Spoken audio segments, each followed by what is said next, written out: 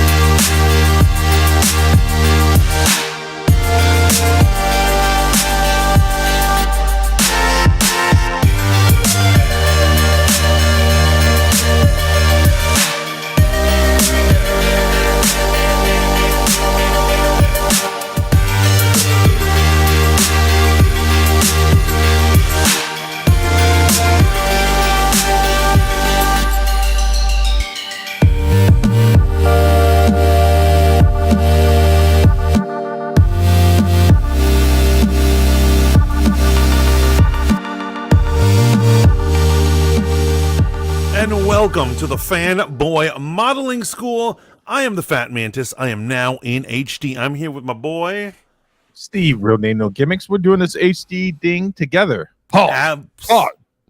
Yeah, that was big pause. You did. Oh, you stepped into it, brother man. How are you? Yes, bigger pause. how in this day and age, everything's a pause. Everything. I simply look at my boy from the deli and I'm like, I just want to hand you the hard salami, nice and hard, and people just take it the wrong way. I don't know if they took that the wrong way. that is why I got fired from my previous position. But anyway, I'm having a good night. Are you having a good night? I am, brother. It is Monday night, therapy night here on the world of the wide web here at Fanboy Modeling School. Always having a good night, Monday night. And it's amazing to me, really, because I was having a shit day. And now that we're into the show, everything's fine. It's amazing. So here's what it is. I'm going to put you guys on to a little streaming secret. And here's basically what it works. Days are long. Mondays are very long for me. And then you got to prep this stream, which is even harder. It's like the hump. But once you get over that hump, there's a paradise on the other side. And the paradise is my dick. Pause. So in the stream, we've got Rogue Radio. Always a pleasure. Our biggest fan, our best fan. Don't let anyone else hear that. We love you, Rogue. We are having a good one. This is a reminder to like, share, and subscribe if you guys are tuning into us wherever you are, whether you are on Rumble, YouTube, or any other of these weird streaming apps that we use. Please seek us out. Check us out on everything we do, including Riz Radio. On Live 365, we've got a radio station called Riz Radio. We're bringing you the hottest hits. Am I right, my man?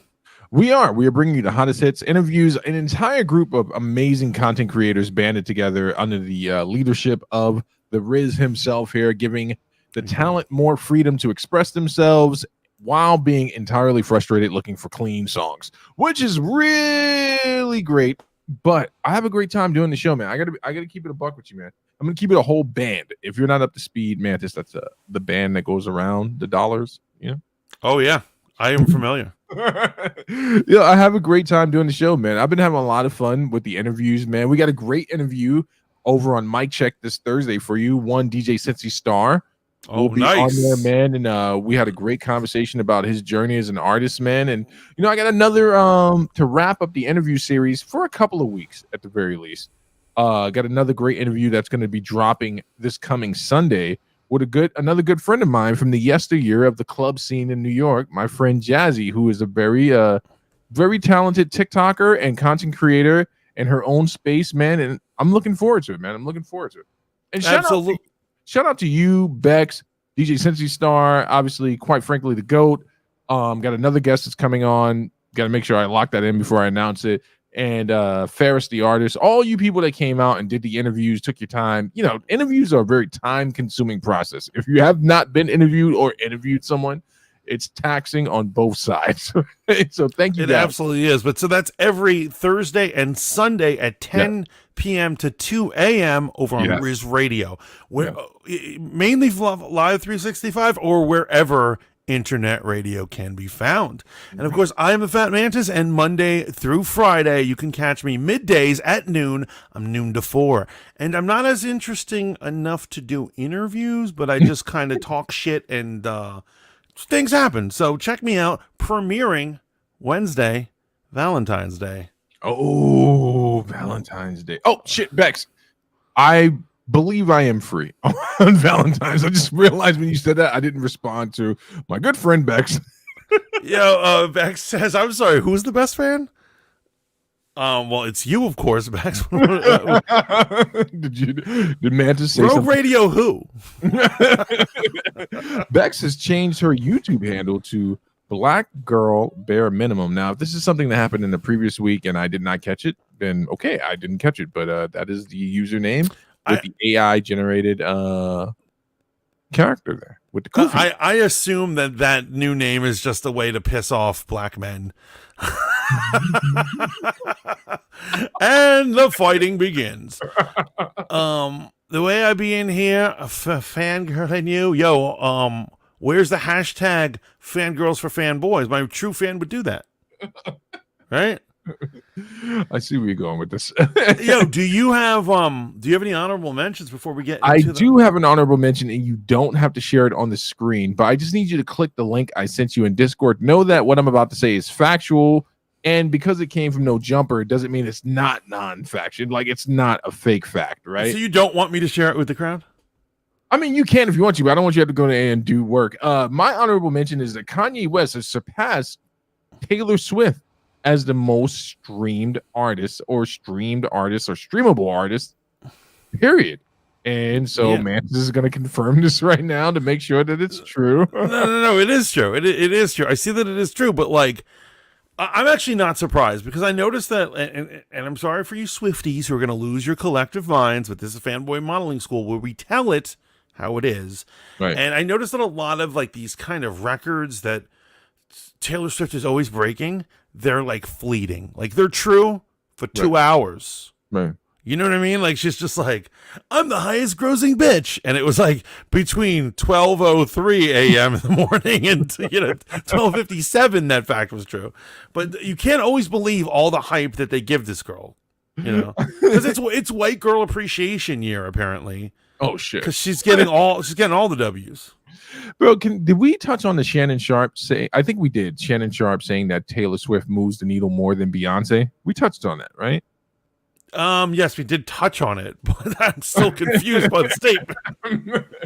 So I delved more deeply into it, and what they were talking about was as a mogul and as a franchise and brand mover, that Taylor Swift has more of a moving power. And in that sense, though culturally, I'm not supposed to admit to this, she did get a bunch of people to watch football that had not watched football prior. Now, we don't have any data to compare it to. If Beyonce was dating an NFL star, could she move the needle the way Taylor Swift would? But yeah, I find that interesting. And the Kanye West thing. Is Kanye West, get ready for it. Are you ready? Brace yourself. We're going there early. Is Kanye West the most celebrated anti-Semite in history? Did Kanye West really accomplish what Candace Owens said and cancel? Did he cancel culture? Well, here's what I'm saying. If you're a strong black man, there's no such thing as cancel culture for you. Right. Okay. And he did that model perfectly. He's just like, he ignored them. He does whatever the fuck he wants, and he's still getting paid to do it. So I gotta love him for that.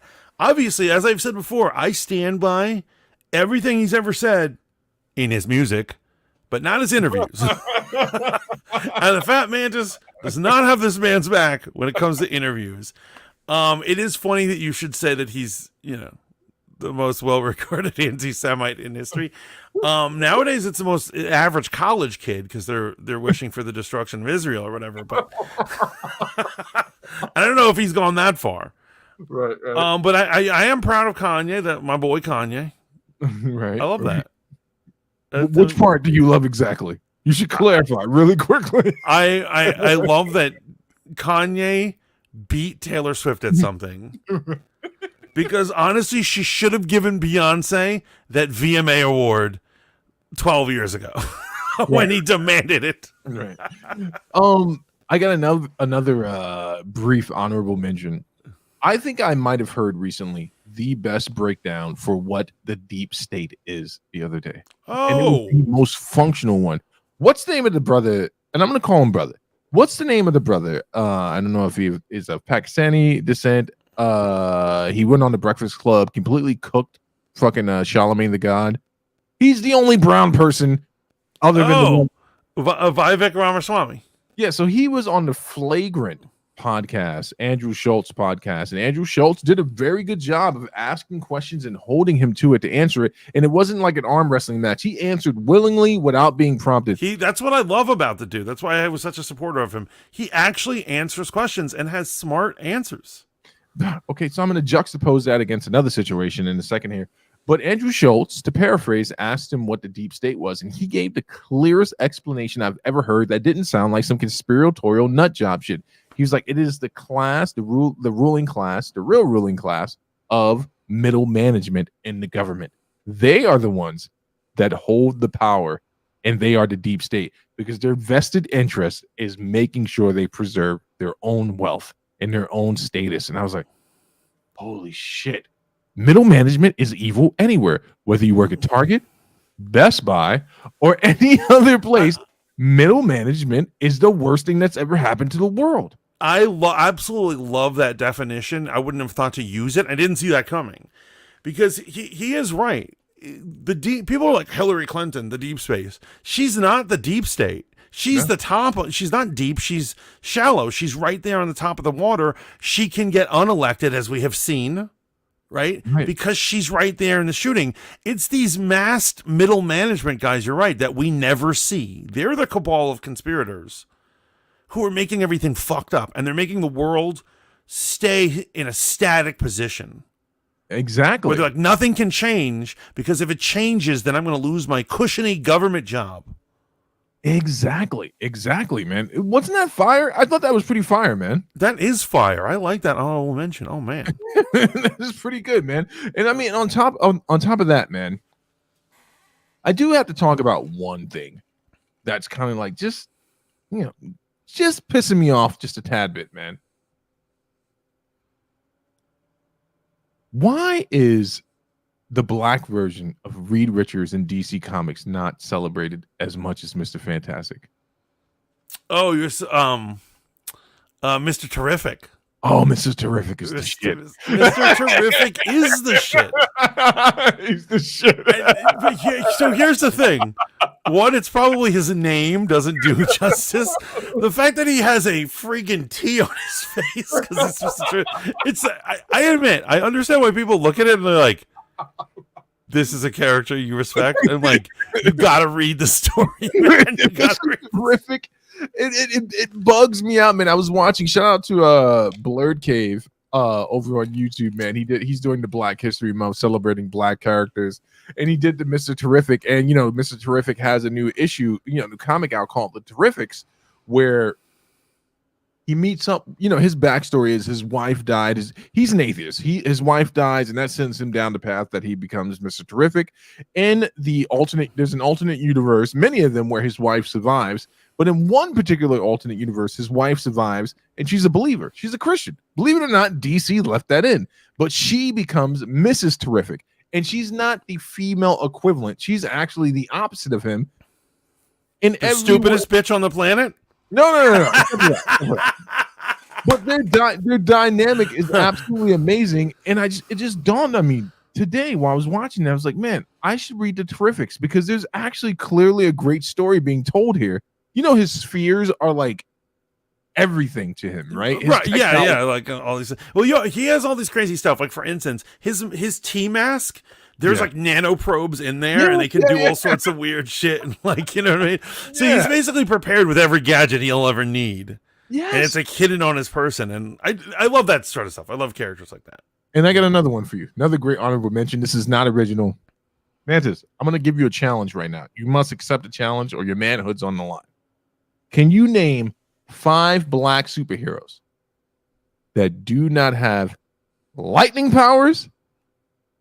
Wait, that do not have electricity powers Okay. In comics, can you name 5 of them? Sure. Yeah, sure. No, I feel you. No, I feel you. So we got Mr. Terrific. Right. We've got Falcon. Good. Right. Good. We've got Night Thrasher.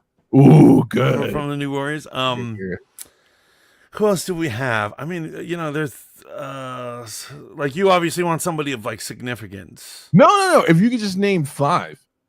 Okay, so I'd say like from X-Men Sync. He was, he was from the Next Generation, and I guess Nick Fury, if you consider him a superhero. Okay, now let me rephrase the question: can you name 5 black superheroes who don't have the words "black" or "lightning" in their name? I think all the people I just named. Okay, so let's give me 5 more. Give me 5 more. Okay, so we got Miles Morales, whose code name I guess is Spider-Man, right? Right. You there? Okay. Right. So Riri Williams, who is Ironheart, that's her code name. Right. Okay. And you say you can't have lightning or black in it. Yeah. Storm. Okay. Because it's funny, she wears black and she has lightning powers, but she doesn't talk about it in her code name. What about 3? Mm-hmm. Okay. What other great black superheroes do we have? It's actually funny. I'm scanning the teams. Oh, okay, Luke Cage. Boom. It was better known as Power Man. Right. And Photon. Good stuff, man. Boom. You did miss Blade, Luke Cage. You missed Green Lantern, better known as fucking what's his John Stewart. John Stewart. We missed obviously we missed Bishop. Oh, Bishop. Oh, I saw some cool Bishop cosplay the other day. Oh, really? Not in person, but like, okay. So when you're on Facebook and the only good thing that Facebook has is clubs, and so I join all these nerd clubs and like people will just post their pics of their cosplay, and I was like, he was spot on Bishop, like 90s Bishop. Really? None of these new Bishops. The thing with the handkerchief and the thing, and he had like a gun. Did he have the bangs? Yeah. He had the generally curls into a little black man's mullet. The 90s, man. The 90s, they really knew how to dress. I thought that would be a little fun. That was actually a YouTube short I saw where the guy, I didn't get it exactly the way the dude said it, man, but he was like, can you name 5 black characters that don't have lightning powers or the word black or some shit like that? I thought it was pretty cool. What's up, Lainey? What up, Lainey? Holla. She said easy, but didn't take the challenge. That was not so easy. But that was awesome. That was absolutely awesome. Speaking of black men, my honorable mention is not his whole video, but Tyrone Magnus just dropped a video, and he talks about his feelings about Marvel. And I want everyone to see it and feel it, and so I know the timestamp already, and what it exists and how it's going down. Because I just want to watch this one segment from the very long video, which, he takes shots at Marvel the entire time. Nothing wrong with that, right? Not at all. Shout out to Tyrone Magnus, and shout out to Scarlo, his life partner there, girlfriend. Yeah, I mean, I guess I don't know what she does, but she does video game. She does video game content and reactions as well. Oh, does she? Yeah, I did not know that. Yeah. They're a whole little power couple. Well, would you look at that? Okay, so are we at the right? We're at the right place right now. So, just want you guys to take out. This is his feelings. He's been watching a video about the current state of Marvel and all this stuff. They're talking about the MCU, and he had something to say. So here we go. That's right. Hollywood corporate studios decided to get in bed with the corporate access media, and you know what? One of the comments that I would say that I get the most. I don't get it a ton, but I get it the most from people that follow me or they unfollow me because they're mad that I don't like these new movies that come out. They say, "What happened to you?" First of all, delete. Second of all, if you've been watching me long enough, you know that I never changed. The entertainment changed. That's what happened. Okay? Right. Hey, I'm in a relationship with Disney. Okay? Disney stops giving me kisses when I come home from work. Disney stops cooking me nice hot meals. You know what I mean? Disney stops telling me that she loves me. Then she asks me, what's wrong with me? What happened to you? Nothing. You stopped doing what made me love you so much. what got us into a relationship? Okay? You stopped. I didn't stop anything. Okay? So this difference in me that you're seeing is just a reaction to you not doing what you had been doing. You stopped. I did not. Look at that passion he has. Very good. It's very good. And there you have it. And I felt like in terms of people summing things up, that was amazingly said. Yeah, that he definitely surmised the situation very well, man. And let's keep it a band, man. I think something very poignant was said in the Deadpool trailer, which I did watch the full one because I didn't watch the Super Bowl. Deadpool is MCU Jesus. And it's clear to me after watching that trailer. And it's clear to me that based on your reaction, you have strong feelings about that. No, well, here's what I'm saying. You want to get right into it? Let's get right into it. Get right into it, man. Should we watch the trailer, or are we going to get in trouble if we watch the trailer? Who gives a fuck? It's that important. And also, wait, one other honorable mention. I'm sorry, before you get that clicked up. Did you watch the new Dune 2 trailer? I did not. Holy shit, man. Good stuff. Zack Snyder, you tried it, Rebel Moon, but you just didn't hit the mark. All right. Should we watch that? Yeah, let's watch that, man. WB is most certainly going to copyright this, but once we remove it from the afterplay, they'll be fine with it. Okay. Because they need every penny they can get. Like, we're taking all our money. What up, Shaolin Iceboxer, my brother? Shaolin Iceboxer, how are you, my man? I hope you didn't miss that Tyrone Magnus segment we just did, because I feel that would have spoken straight to you, brother. Yeah. You stop cooking. What's up, Cincy? Cincy Star, holler.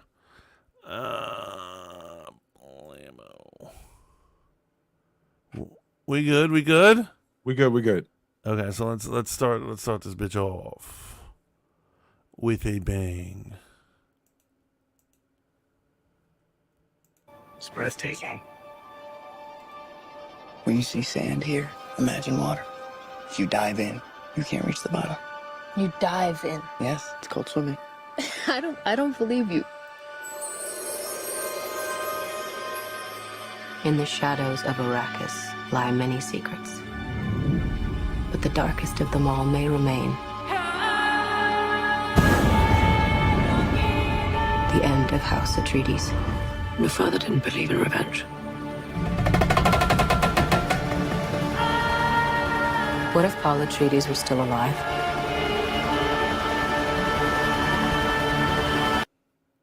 Just in case there is a copyright strike. Mixing it up on you, WB. Oh shit! They're like, we don't care about that. They're like, we don't care about consent or you. Wow,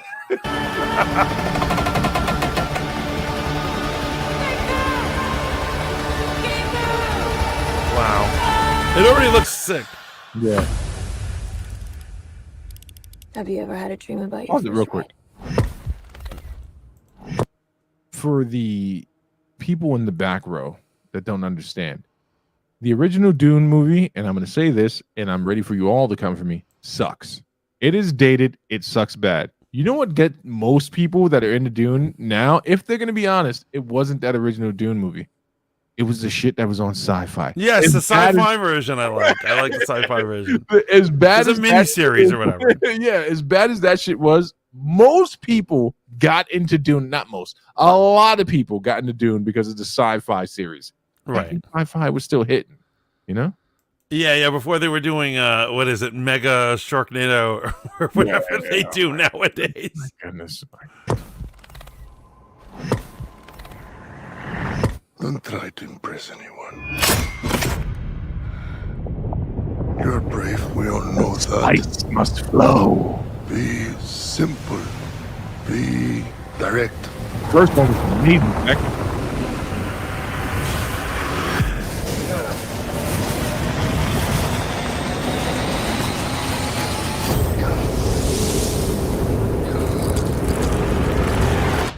Nothing fancy. I understand.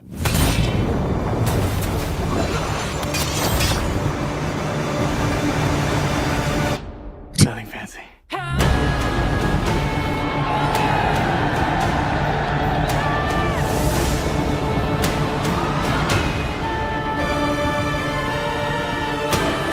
I love the black and white plan. Oh yeah. Use people on trainings.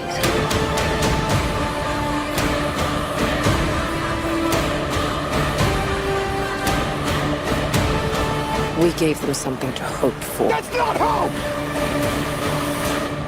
May thy knife chip and shatter.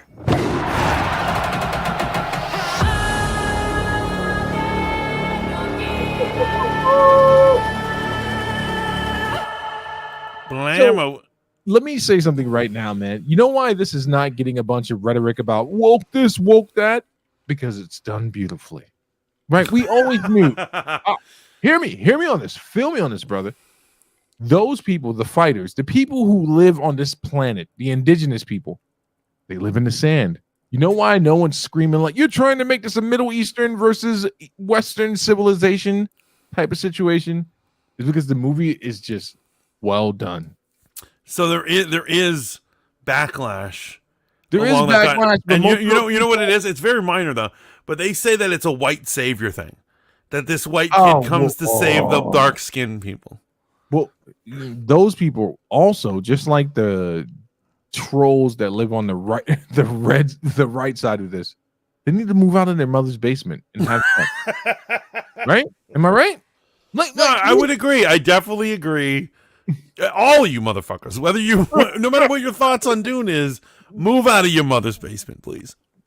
And even if you don't move out of your mother's basement, at least commit to the fact that not everything is about the thing you think it is, man.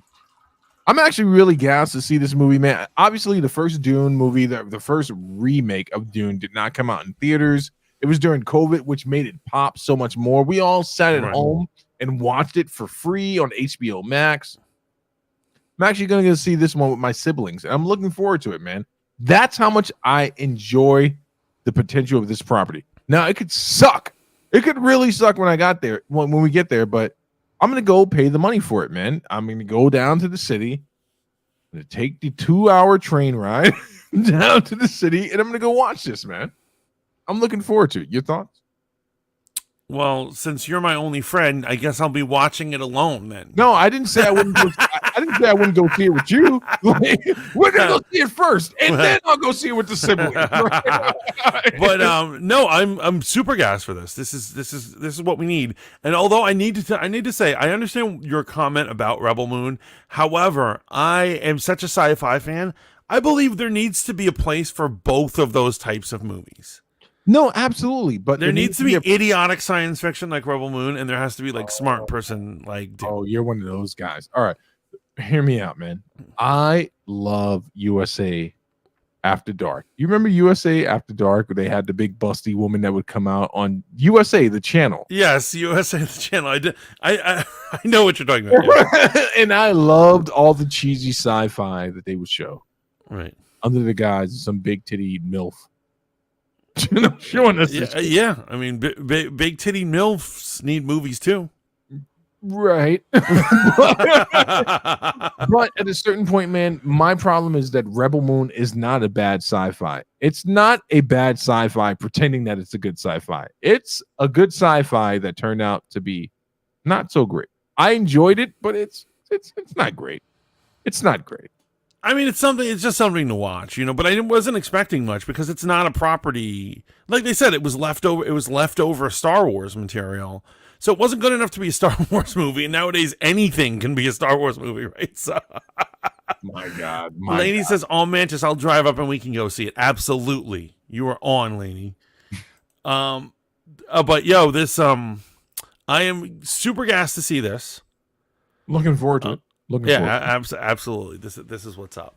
Are you ready to get into the bullshit? Are you ready to get into the bullshit? Deadpool, officially Deadpool and Wolverine. Now the movie is named. The first actual trailer was released during the Super Bowl. I guess Manta said that it was very short. Did you watch the Super Bowl one versus what was on YouTube? And were there any differences? Well, yeah, no, the YouTube one was longer and all this stuff. But like I'm saying, this is like this is, in my opinion, a teaser. They didn't really show us that. They showed us like a little bit. But they showed us more than I thought they would. Based off of your first assessment, it was way more than I thought it would be. And considering all the leaks we've got, what's wrong with you people? And yes, by you people, I mean that in a racial way. What's wrong with you people? Yeah, we've got none. This movie might have the most leaks I've ever seen, and they are most certainly planned leaks. Believe it. Know that those are all marketing leaks. Let's play it. You tell me what's the problem. Okay, let me grab it. But I think, in my opinion, not a lot has been shown for us, and this was why I gave you that face about the Deadpool is Marvel Jesus, right? Because don't let an early trailer fool you. And I'm not saying he won't be Marvel Jesus. I'm saying there's a good chance he won't be, because remember, a lot of these trailers are there to mislead us.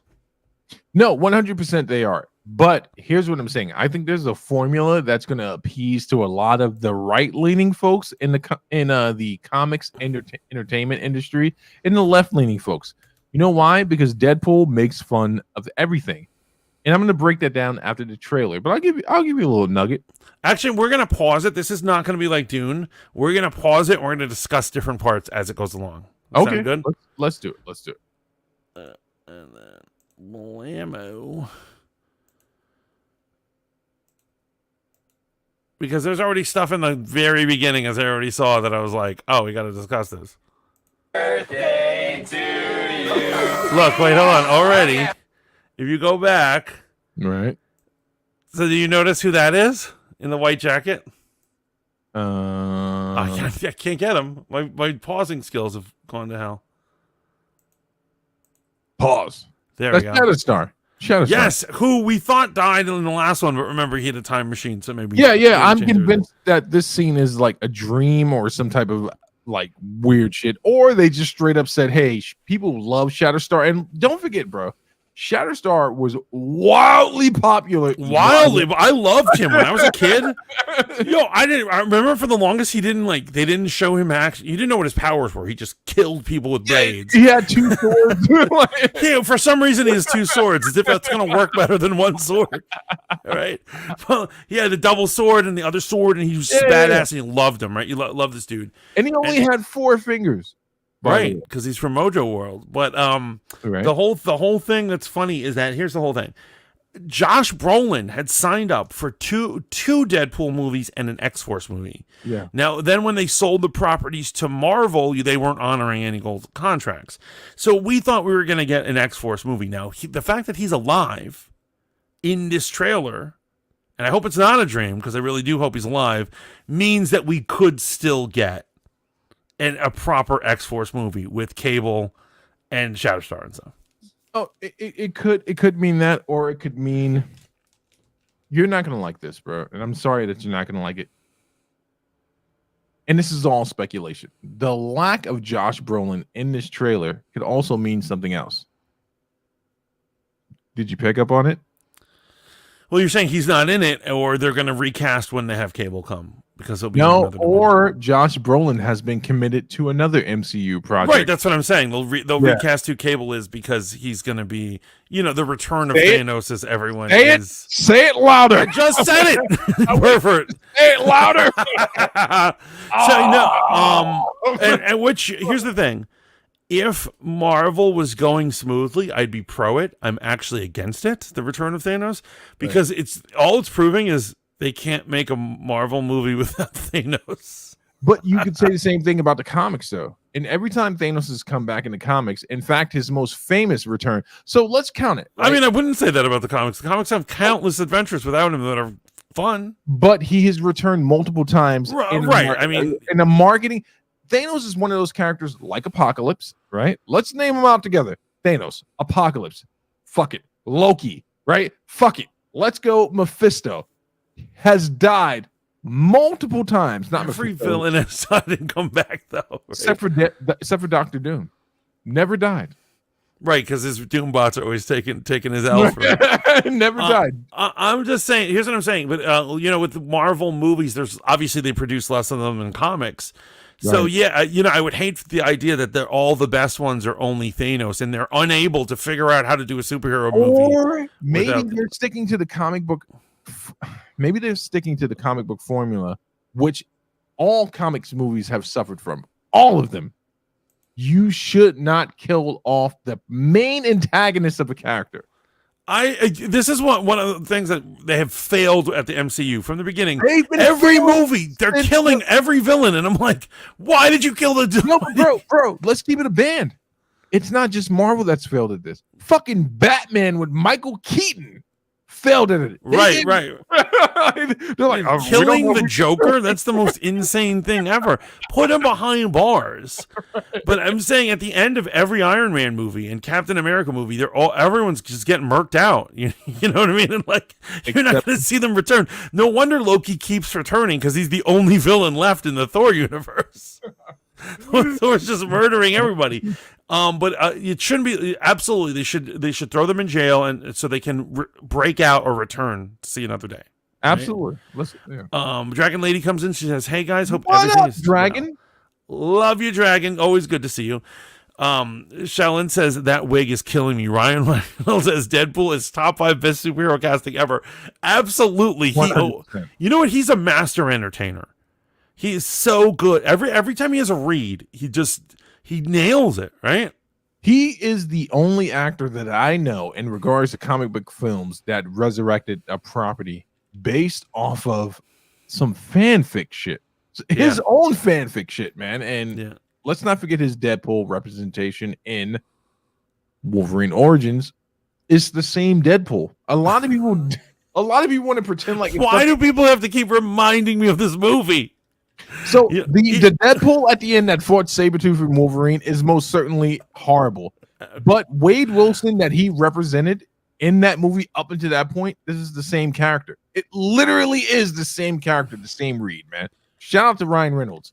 I mean, he did sell us a bootleg mobile company, which he then sold under the pretense of Actually, I was mad at that motherfucker for a little bit because I fell for that.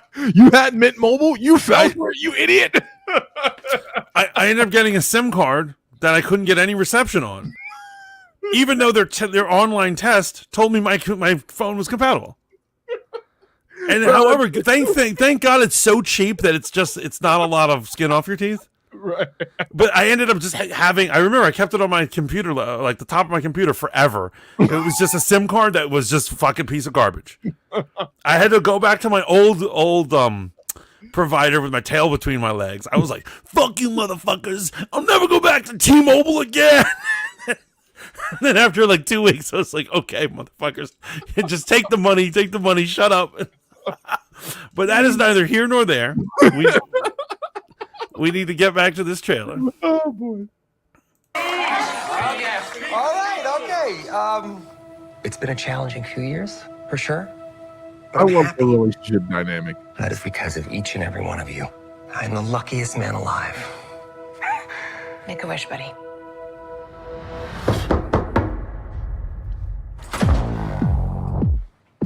Wade Wilson? Who's asking?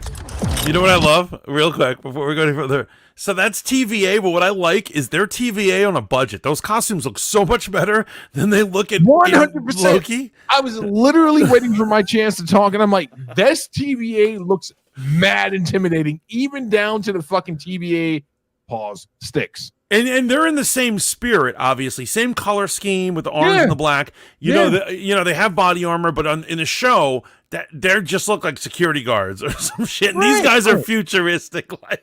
Yeah, 100%. Okay, I'm glad we're on the same page there. Whoa. Is that supposed to be scary? Pegging isn't new for me, friendo. But it is for Disney. Left his wig, man. I love that he gave us the red rollout. Mr. Wilson, Right. you appear to have soiled yourself while unconscious. I wasn't unconscious. Who are No you? Owen Wilson. Pause it. Why am I here? So I'm actually happy that it's not Owen Wilson, because not that I don't think Owen Wilson could hold his own with Ryan Reynolds. I think that would have been a great dynamic. But given the conclusion of Loki and the sunset of Owen Wilson, I think it's great that they gave us a new TVA rep here. So all leaks that already had revealed that the TVA was going to be in this said that the original script did have it be Owen Wilson's character, and that got changed at some point. And so some speculate that when they changed the ending of Loki, they were like, well, we gave him a happy ending at the end. Let's leave his character have a happy ending instead of just having him come back. And everyone knows, once you get a happy ending, you'll never go back to that establishment again. And to be honest, I really, you know how people are like, well, I can't wait till Loki gets back in the movies. I'm like, no, leave Loki where he is. Would you go back after getting a happy ending? Well, I frequently go back after I get my happy endings. That's why I go to those places. That's why it's a happy ending. But I'm saying in terms of a character, when you can write a character off, absolutely I don't want to see them turn back up, because then you're just going to make them sad again. Yeah, if Loki stops holding the world Millennium Tree with the vines, whoa! What are you doing right now? Happy endings? What hand gesture are you making right now? The Loki's happy ending, double hand. No, but I'm saying he's holding the vines or whatever. If he lets go and he goes back into the normal world and he goes to see Thor, it's just going to be sad, sorrow and bullshit again. Let him be the god of stories. Well, here's the thing you can prepare yourself for. Thor 4 is being made, right? That's a fact. And if all the it'll be 5 now, right? Is it 5? Yes. Yeah, the last one, Love and Thunder, was 4. If all the rumors are true, Chris Hemsworth and all that shit, not wanting not wanting a fucking Wants a serious, show. Wants a serious Thor. We are most certainly going to get the reuniting of Thor and Loki. Which, let me just make my argument here, man. I would not be mad at that. I think it would be a definite bookend way for their character arc. Because just hear me out, bro. Just hear me out. If we get Loki, quote unquote, god of stories, dealing with Thor the same way he dealt in the comics, when they did encounter each other after the god of stories arc, it's basically Loki saying, hey, I changed. Now you need to change. Now, I want you to think about this in the context of Marvel Comics. He's like, you're the Thor that survived Ragnarok. You brought us all back together, right? You're not just that same hammer welding moron that you used to be. You need to know that you're more than the god of hammers and the god of thunder. It was a good arc, man. Did you read it? I don't think the one you were talking about. No, it doesn't sound familiar. I'm just saying, he has his happy ending. Let him have his happy ending. Let Thor just do his own adventure. We don't always have to see Loki in a damn Thor movie. I was sick of seeing Loki. Move the fuck on. Enough with Loki. Enough with Thanos. Okay, let someone else have a goddamn turn. There's been 60 years of Marvel. Let other people have a chance. Damn it. Who do you want to have? They gave someone else a chance, and it turns out that he has an affinity for white women that accuse him of beating them, and now more women are making accusations. So, what else do you want? This got dark. This got dark. As dark as Jonathan Majors. Hit the play button. With me. Wade, you are special. This is your chance To be a hero among heroes.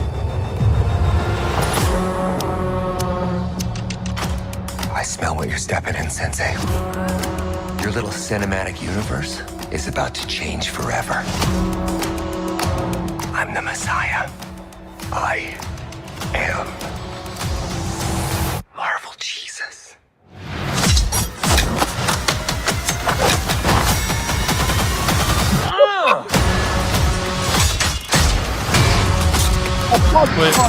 Yeah. You see what's behind him, right? Yeah, well, I see the Fox universe thing fucking destroyed. Go back just a little bit. Does that not look like the battle of Avengers 2 Age of Ultron in the beginning? Go back just a slight bit. little more. Before this, before July, And right there. Oh Where yes, this does. Sokovia. No, This is Sokovia, but it looks like does look Sokovia like Age of Sokovia. Ultron. Yo, do you think he's going to be visiting all the major beats of Marvel? I think so, but who are these people he's battling in the silver and orange? What do you think? Those are TVA guys. You think so? Yeah. Okay. They don't have the same colors on. But okay. I think they're TVA.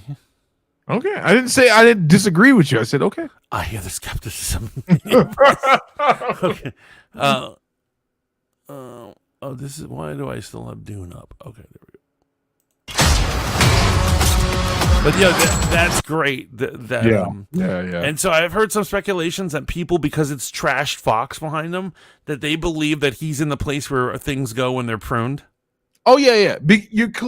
I think clearly you're gonna see that because you'll see that fucking purple pruning beast, whatever the fuck that was. The smoke monster. Yeah. You're gonna see that in a second here.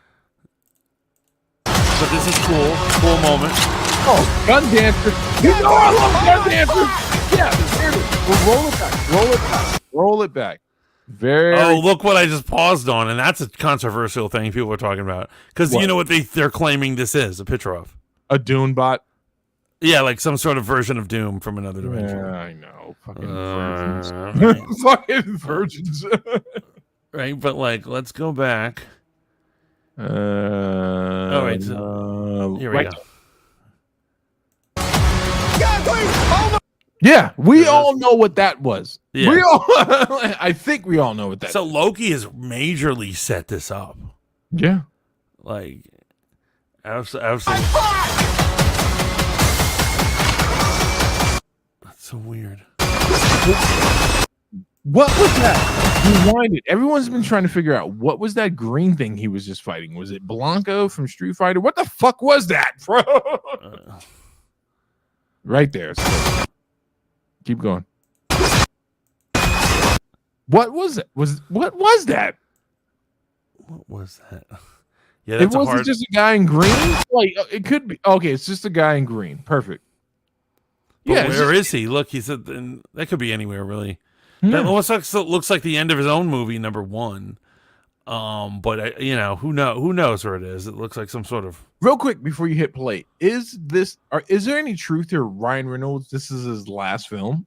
Is that true or? I don't think so. Yeah, right. He seems happy with the role. He loves it. What else does he have going? Right. There's no more movies with Sandra Bullock. He can't be in that one movie we all discovered him in when he was a college student. What the fuck was the name of that Van movie? Wilder. You know but do you know about him, right? Like he is a super businessman outside of this. Yeah. He had Mint Mobile that fucked you over. Yeah, he had Mint Mobile. He had Aviator Gin. He's a co-owner of a soccer team, which were losers and now are winners. People made a documentary about it. He's won Clio awards because he has a marketing company, and they've won all these advertising ads. He's Canadian. None of this blows my mind. Those maple syrup drinking. He doesn't need to be an actor. He does it for fun. That's the craziest thing I've ever heard in my life. Oh my God. Right now I'm recycling cans so I can stay loaded in cheap wino wine. And this motherfucker has 5 successful jobs, man. Holy shit. And a beautiful wife. God damn it. She's old. So, and look at this. I paused on the perfect moment. Obviously, you know who that is? Who is that? So that is the same actor, and judging by his outfit, who played Pyro in the X-Men movies. Oh shit! And that costume looks like Pyro. If he puts on the head thing, and his hair turns on fire, he would be Pyro. And so I'm loving that. What drug rehab did they find that motherfucker? Right?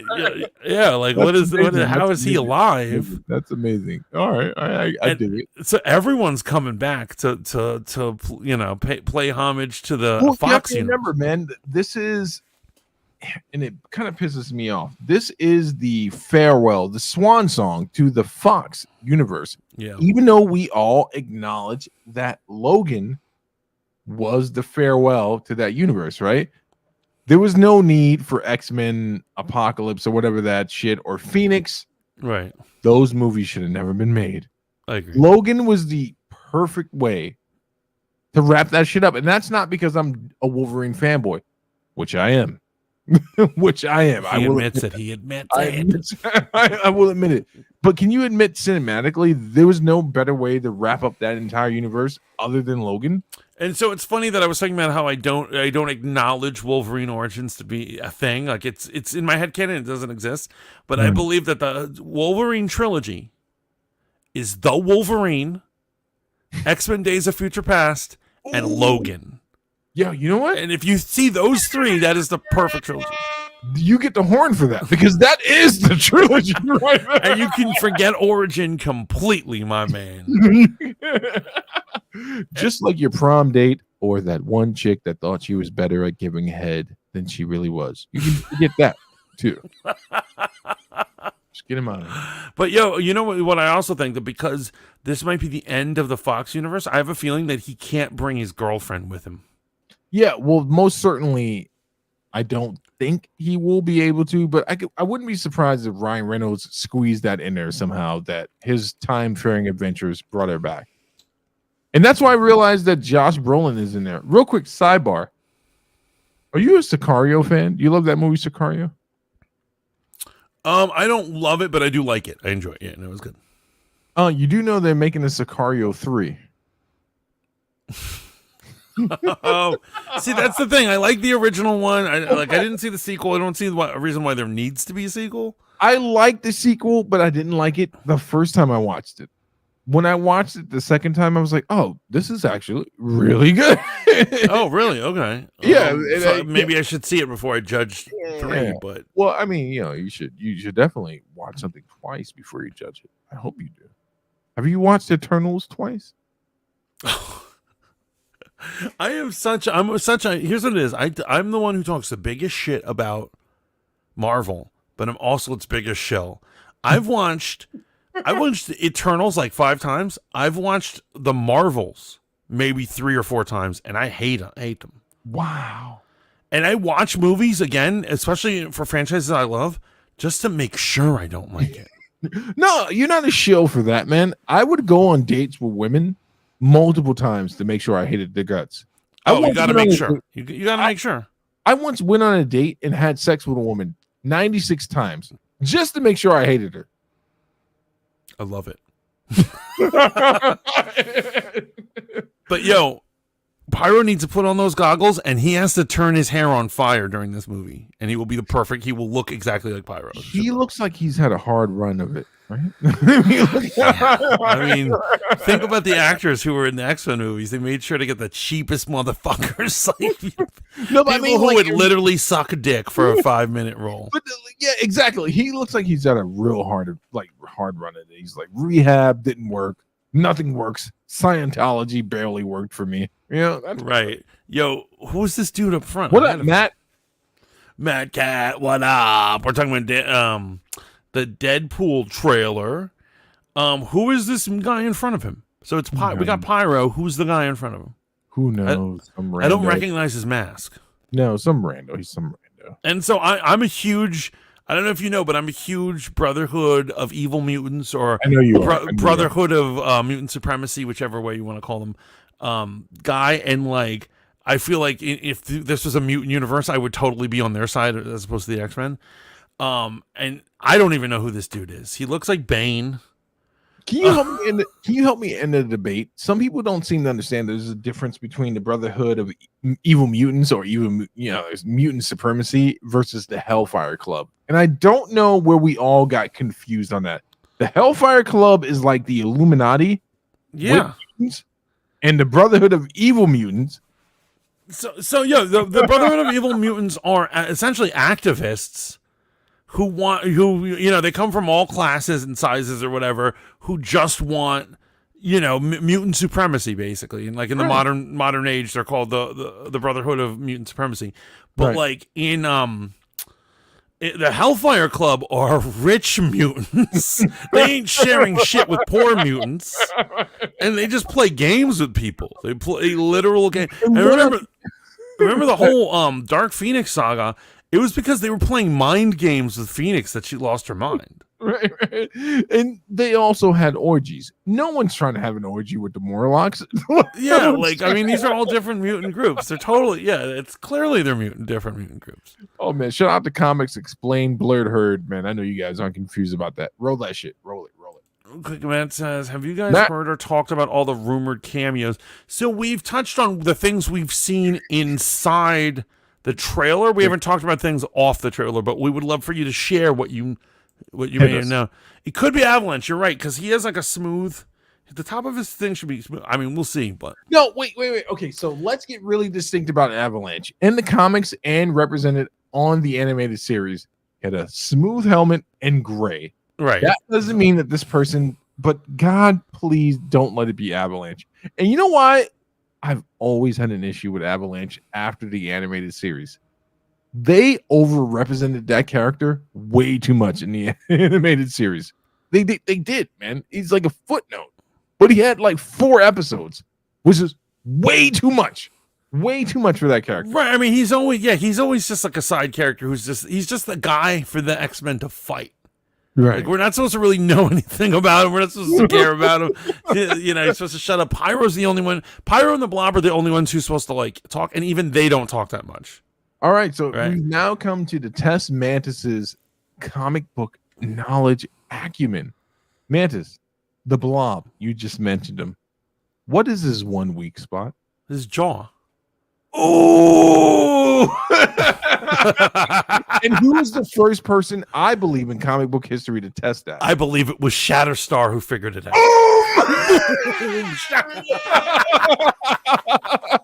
Good shit, man. Yeah. Oh, that's awesome. I love that. Yeah.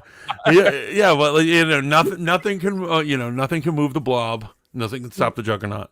But I remember when his jaw was like the one spot you heard him. Hit that motherfucker with a haymaker with his sword. The sword handle. Sword handle. Oh, that was great. But the Brotherhood of Evil Mutants have some really great like villainy amongst them 100%. In terms of like henchmen or whatever, right? And so other ones I love Sauron. I would love to see Sauron in live action. Absolutely. Pterodactyl Man. Let me ask you, I got another trivia question for you. I know you're going to nail this, but if the audience wants to participate, which member of the Hellfire Club did the Hulk they alleged and alluded to that he nailed after breaking into the Hellfire Club? Do you know who this is? It was Grey Hulk. Don't answer if you don't know. I'm going to give the audience a chance. Yeah. But the Hulk most certainly took on the Hellfire Club, and they alluded heavily to him nailing one of the characters. I don't know that. I don't know. All right, let's move on. If you remind me, I'll tell you who it is later. If anyone knows, go ahead and drop it. He says, "I know you heard about the devil worshiper Taylor Swift being Dazzler." Oh, absolutely. I'm actually excited to see that. And I'll say this: it will come full circle. And for those who don't know why it's important that she play Dazzler, because she dies. She dies. No. But but also. So basically, what it was is that in X-Men, not Apocalypse. No, it was X-Men Apocalypse. In the deleted scenes, they all go to a record store. It's the 80s, and the young X-Men, Cyclops and Jean Grey, are in a Tower Records, and they're looking through the things, and then he's like, yo, do you like Dazzler? And he picks up the record, and the picture on the record is Taylor Swift. And they don't zoom in on it or anything. You have to like know what Taylor Swift's face looks like. If you see, you can see from a distance, you're like, oh, was that Taylor Swift on there? And that was like a subtle nod to her being Dazzler. So her being Dazzler in this fulfills that Easter egg. And I'm so into it because I'm such a goddamn X-Men dork. And Steve will never know. Did you figure out which member of the Hellfire Club Hall? So I want to say it's Selena, the Black Queen, just because she's loose like that. Oh, son, you nailed it! You nailed it. Yo, this man knows his shit. This man knows his shit. Boom. Now, how they physically did it, I have no idea. But what did I miss? What did I miss? Go ahead. I'm sorry. Oh, so I was saying that why Taylor Swift has to play Dazzler is because that goes back to like a deleted scene from X-Men Apocalypse when they're in a record store. Oh yeah, and Cyclops is like, "Do you like Dazzler?" And he picks up the album, and Taylor Swift is the picture on the album. Oh, I didn't know that. And so, but it was deleted, so it never got on theater. So, like, technically, I guess it's not canon. But like, that's why everyone assumes she's going to be Dazzler. And then also, of course, you know how she's always showboating when she comes to the NFL games and has to ruin the football for everybody. One of the games, she shows up with Ryan Reynolds, his wife, Hugh Jackman, and everyone's like, they just came from the set of the movie. That would make a lot of sense. Can we talk about something really quickly, man? Is Hugh Jackman dying? I've seen a lot of reports about him and his physical health, and I'm being serious. Like, one clip claims that his physical health and diminishing of it is because of playing Wolverine for many years and his physical fitness being an issue. But here's what it is. I don't know if he's dying, but physical. Yeah. So here's what it is. He did say after his last Wolverine movie that he was like, I can't play the role again. I'm in my 50s. I cannot keep getting jacked. That's why in this they put him in the costume. And you notice how the costume has sleeves when the real Wolverine doesn't? Because he was like, I'll play Wolverine, but I can't get jacked again. And I mean, he's in actually really good shape for his age, man. Yeah, I mean, he's in great shape, absolutely. So but I'm just saying he doesn't want to get into super jacks. Wait, but something's not adding up, man, right? People who are in peak physical shape don't have a problem maintaining it unless they use some type of aid to get to peak physical shape. What are you suggesting? I'm not suggesting anything. I'm just laying it out, man. So if you are natty and you got to that physical state, it's not a problem to maintain it. In fact, some people might even say, super jacked mode, you're going to lose muscle unless you're constantly pumping. All right. Unless, when was the last time he played Wolverine? It was a couple years ago, right? Unless it was a natty. Look at Christian Bale. That man played one of the most evil men in America's history. Well, depending on your political Batman. Yes, obviously. That's what I'm talking about. Did Christian Bale put on that weight to play what's this guy's name? Oh, right, the VP for Veep for Vice. What the fuck was Bush's VP? That evil old man. Dick Cheney. Thank you. Yeah, did he put on that weight to play Dick Cheney? He did. Or was that? And then did he lose all that weight to play the mechanic? Yeah. And did he put on all that weight or that muscle mass to get back into Batman shape? Yeah. That has to be unhealthy. That absolutely has to be unhealthy. No, it's commitment. And that's what we need from the MCU and Marvel. Here's what it is. It is commitment, but it's also unhealthy. No, listen to me. What's unhealthy is not getting my money for your movie. That's unhealthy. Dying in poverty as a thespian, that's unhealthy.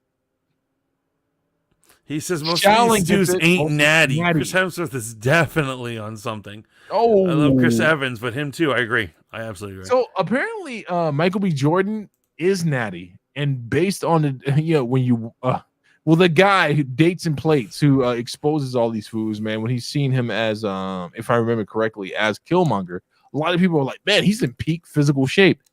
No, man, he's in peak physical shape when you do it natural. Like there's fat muscle on there too, right? He's not fucking cut to the bone, but that has nothing to do with Pyro and clearly his substance abuse issues and him giving fellatio in the back highways to keep his torches flamed, right?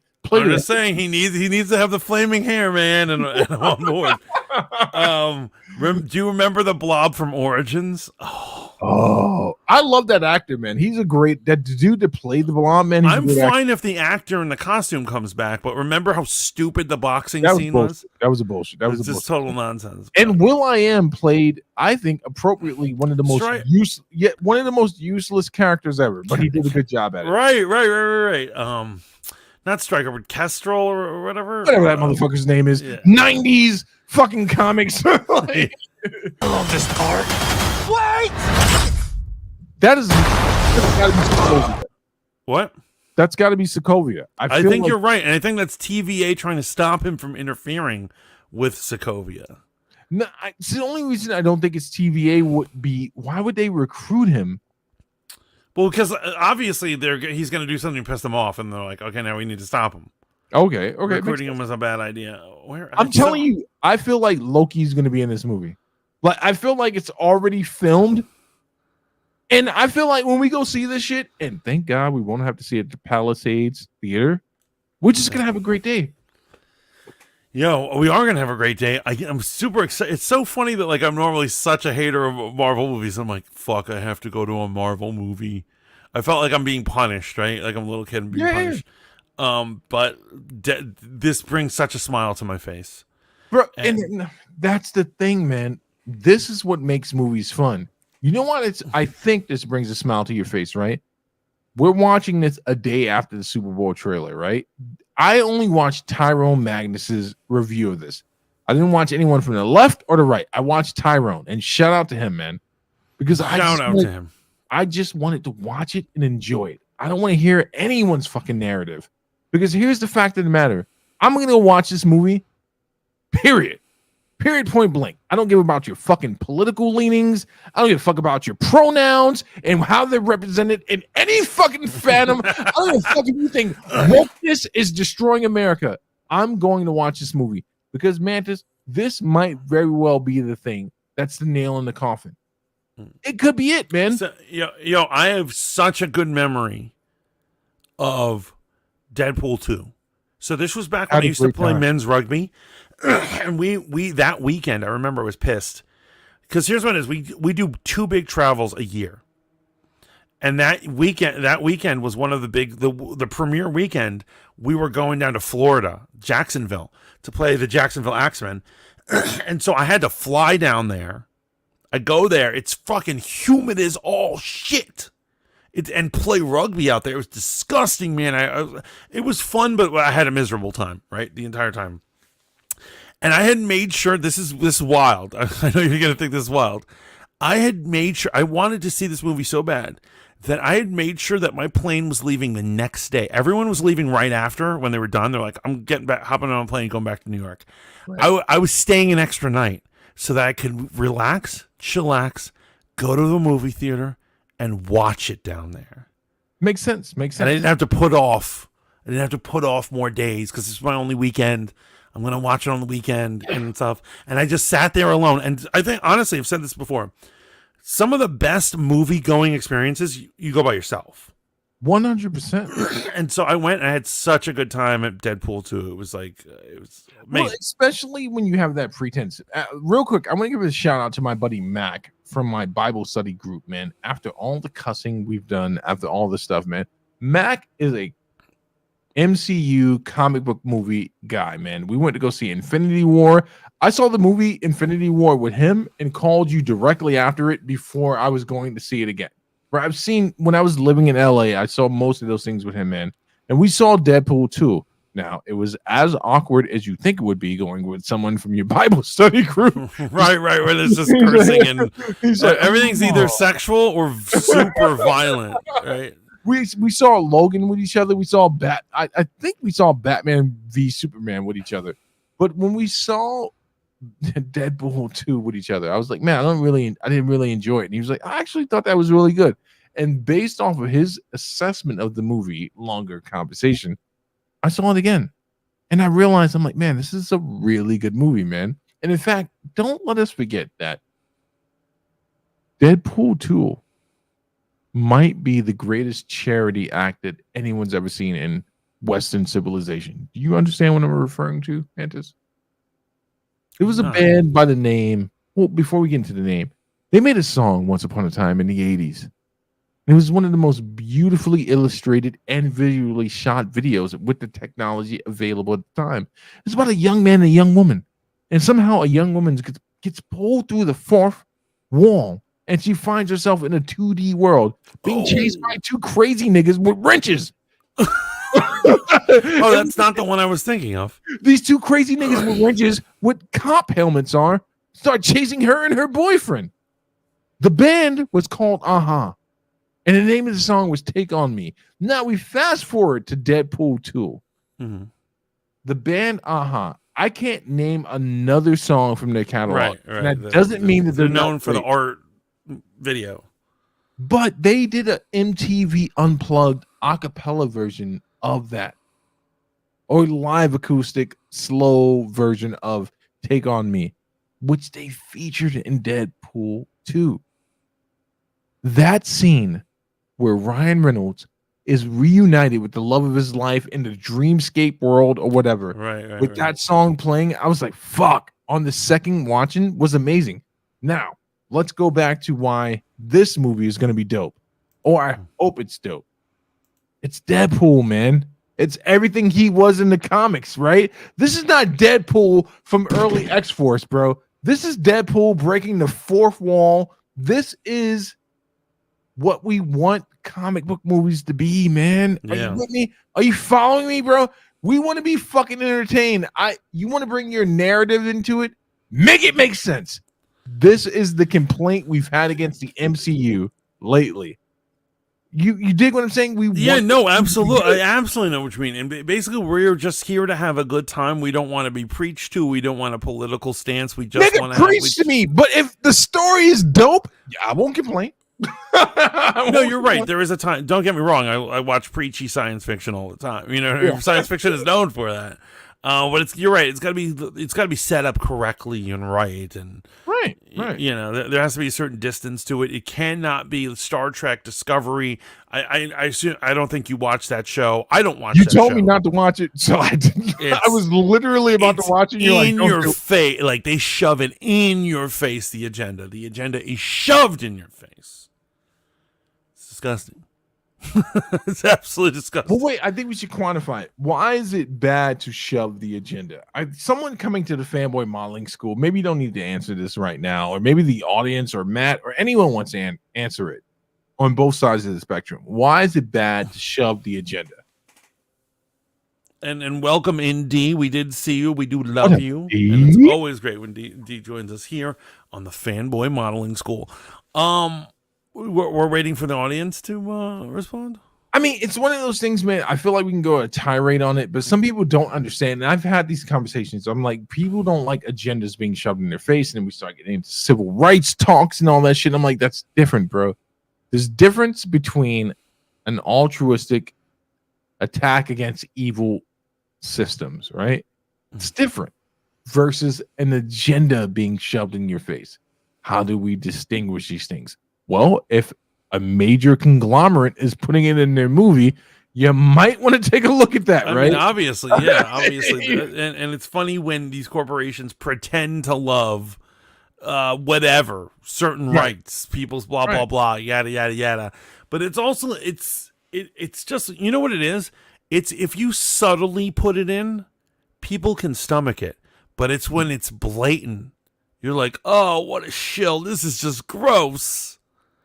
You know what I'm saying? And so if you can subtly get it in, that's the best way to do it, because it's probably, that means it's genuine. You were trying to really make us learn something. But if you literally have points where like it's badly written and characters stop and they go, and they look and like, that's why diversity matters, kids. I'm done with that. And thank God, honestly, I would say that even though people they say, Marvel's woke, I don't think it's been that blatant in Marvel. Marvel has not, even She-Hulk has not been that blatant. She-Hulk was bad for other reasons than being woke. Yeah, and I love how everyone attacks it for being woke. I'm like, sure, it is woke. However, that's not by far its worst characteristic. Have you seen that internet clip that's going around of people who worked on MCU projects lately who admitted to not reading the comics or being told not to look? Yeah, that's damning, man. And again, go ahead, brother. Oh, and my man Tyrone Magnus pointed this out too, that he says when some of the actors have been told, they're like, don't read the comic. We want you just be yourself. And he's like, I'm an actor. Like Tyron Reynolds points out, he's like, I'm an actor. I do small roles here and there. He's like, I would never not research a character. Like, why would you do that? 100%. 100%, man. Well, let's let the last bit of this trailer play.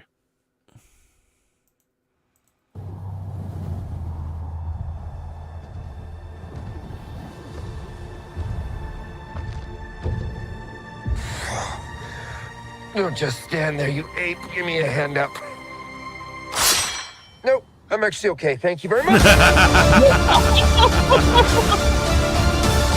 Deadpool. July 26th, coming up a lot sooner than you think it is. So the official name of the project is Deadpool and Wolverine, which I think is a great way, if Ryan Reynolds is going to step away, giving all the marketing that him and Hugh Jackman have done, years of marketing of them going back and forth, like Hugh Jackman even going as far as to say he's obsessed with me, right? Like, but they're clearly friends. I think this is a good swan song, man. In fact, I'm going to call it right now, Mantis. You're not going to like what I'm going to say. Just like Logan was a good swan song for the Fox universe, we may very well be looking at what should be the end of the MCU. This thing, I stick on this, man. I'm going to die with it. I'm going to die on this hill. It has to have an endpoint. It has to have an endpoint, man. Even Star Wars had a break point where they were just like, do you think George Lucas actually thought he was going to make more films after the first trilogy? No, I don't think he really thought they were going to greenlight anything. And then they greenlit the prequel like trilogy. And then now here we are dealing with this shit. Yo, have you ever heard of Splinters of the Mind's Eye? So check this out. They ended up publishing it as a book, but George Lucas had 2 scripts written. Okay. The Empire Strikes Back and Splinters of the Mind's Eye. The Empire Strikes Back is if Star Wars was a success, that was going to be the high budget sequel. Ooh. However, if it was a failure, he had a low budget sequel he could pitch them. And it's literally just like Luke and Leia on Dagobah the whole time, like walking around the swamp and shit. Really? Yeah. And so he actually wrote it, and he was prepared to fail. Basically, he was like, "Oh, if it doesn't work out, I can pitch him a cheap sequel, So we'll just get a sequel out. It'll just be cheaper." And of course, it was a huge success, and so Empire was made. But they ended up taking hhis treatment for Splinter and publishing it as a book or whatever. It's one of the side adventures or whatever. I didn't know that. But yeah, I mean that's the whole thing. Like any of these things could fail. We've got Ryan here, who he took such a huge risk at doing the first one. Yeah. Like you said, it's basically based off of fan fiction. He had an animator do a little clip to see the possibility of how it would work. You heard about the whole bathroom thing and the animation? No. Yo, he would go into bathrooms, and I don't know if this is just a legend or whatever, but this is what I heard. He would have the actual video on thumb drives. And he would go into he would stalk executives at Fox. And when they would go into the bathroom, he would take the thing and slide it under the thing for them and then walk out the bathroom. I mean, I'm going to watch anything that comes underneath the door. Yeah, you get someone passes you a mysterious thumb drive and just watching it. And that's that. You remember that whole thing, that part where he's sitting on the highway. Yeah. There was an animated version of it. And that's what he was sending them. Let me tell you why they might do that, given what we know or allegedly know about Hollywood execs. If you're a Hollywood exec, someone slides a random flash drive under the door while you're taking a deuce. Like, this might be my exposed flash drive. Someone's blackmailing you. Oh, I thought you were going to say something else, but yeah, no, that's a good thought. I'm like, oh shit, it's my ex. They found me, motherfuckers. Oh my god, they have my Epstein tape. Horrible. Oh man, but that's so funny. But so he went to great lengths to make this happen. Yeah. To save the Deadpool character. Obviously, the fans are He's super invested in it, man, and that's what we respect about it. Even if you didn't love Deadpool 2, we have to all agree that Ryan Reynolds has given up a lot to bring us this property. Would you agree? Of course. Yeah, I absolutely. mean, maybe not a lot. He hasn't missed any meals. Right? He's not starving. Dude's always been rich. These white dudes. But I don't judge people for what God gave them at birth. But ultimate, it must be nice to be born on third. But not that I'm saying he's not talented. He didn't kind of earn what he said, but. I'm proud of him. I'm happy that the franchise is in his hand. I haven't heard that he might leave, but that would be horrible if he left. Well, I don't know what he would do with the character afterwards, right? Right? I mean, this movie is going to such length to get to the Marvel universe. They gotta keep him in there for he's got to team up with the X-Men. Yeah, I mean, he's got a team with the X-Men, man. But here's the problem, man. This shit needs to have an end date, man. We need a break, and this is how I would have saved this whole property. And you said this. I know you agree, man. There had to be a 5-year break between Endgame and now, man. Like, we needed a break, man. Whether or not we all agreed, we needed a break. I agree with you, and I think we are on the same page. I think Shaolin was also on the same page. I think all three of us, we have the complete trifecta that we believe that after after Endgame, they should have paused movies for a couple of years. Yeah. And made us thirst for another one. And that's why there should have been more consequences in Endgame, man. Everyone should have died. You know about the chopping room floor, allegedly, end of Captain America that was originally imagined for Endgame? You know about this? Oh, no. Oh, no. Well, wait, are you saying they were going to kill Cap? Yeah, not just kill him, but the beheading of Captain America. And some people have gone as far to point out, I'm sure we've talked about this before, inebriated or not. You ever notice when Thanos is fighting Cap, right when he hits the shield, knocks him back, Thanos is on a cliff, and Captain America is clearly damn near a mile away from him after getting hit on the shield? You ever notice that scene? I haven't noticed that. Okay, can you pull up the Infinity War? I believe you, man. Keep going. You don't have to show evidence. I believe you. So there is speculation, or it has been reported that Captain America was supposed to be under Thanos' foot, or being held and get decapitated before the everyone, Cap on your left scene. The Avengers was supposed to show up, and that was supposed to be the rallying point, was seeing Captain America die. Which, by the way, if you're a comic book reader and not some fragile MCU movie watcher, I think that would have been more. I think that would have hit different, man. Like, real consequences. Seeing Captain America die in the MCU would have made sense. Here's the thing. I think Endgame is Joe so Biden. Yeah, okay, here we go. Liberal bullshit. I love the way Endgame ended. And I love the end of Captain America. Joe Biden. You love Joe Biden. You love Joe Biden. Excuse me. I do not love Joe Biden. You love Joe Biden, Captain America. You love it. You love it. I do. And I have a theory about him, right? Yeah, that's why you justify voting for him. I never fucking voted for that animal. I can assure you that. Matt Cat says Steve is correct. We need a break. I feel they should have really taken a break instead of Phase 4 giving us a break. But here's the thing. I believe Captain America is on a base on the moon, and I think that what's her face, his lover's niece or whatever, great niece, the blondie, she is the power broker. She's working for him. Oh yeah, we definitely got hinted at that in Falcon and the Winter Soldier, and I'm not mad at them stealing Bucky, taking over Nick Fury, killing a Watcher. That's where they stole that whole. Yeah, they stole that concept.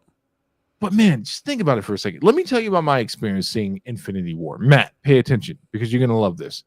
when I saw Infinity War at the Burbank Theater, I came into the movie after the 8:00 showing on a Thursday, and everyone walking out was very somber. Same movie theater I saw the Black Panther in. Everyone coming out of Black Panther had goofies on, and people were just like, hooray! Remember, that shit came out before Infinity War. Black Panther, Infinity War.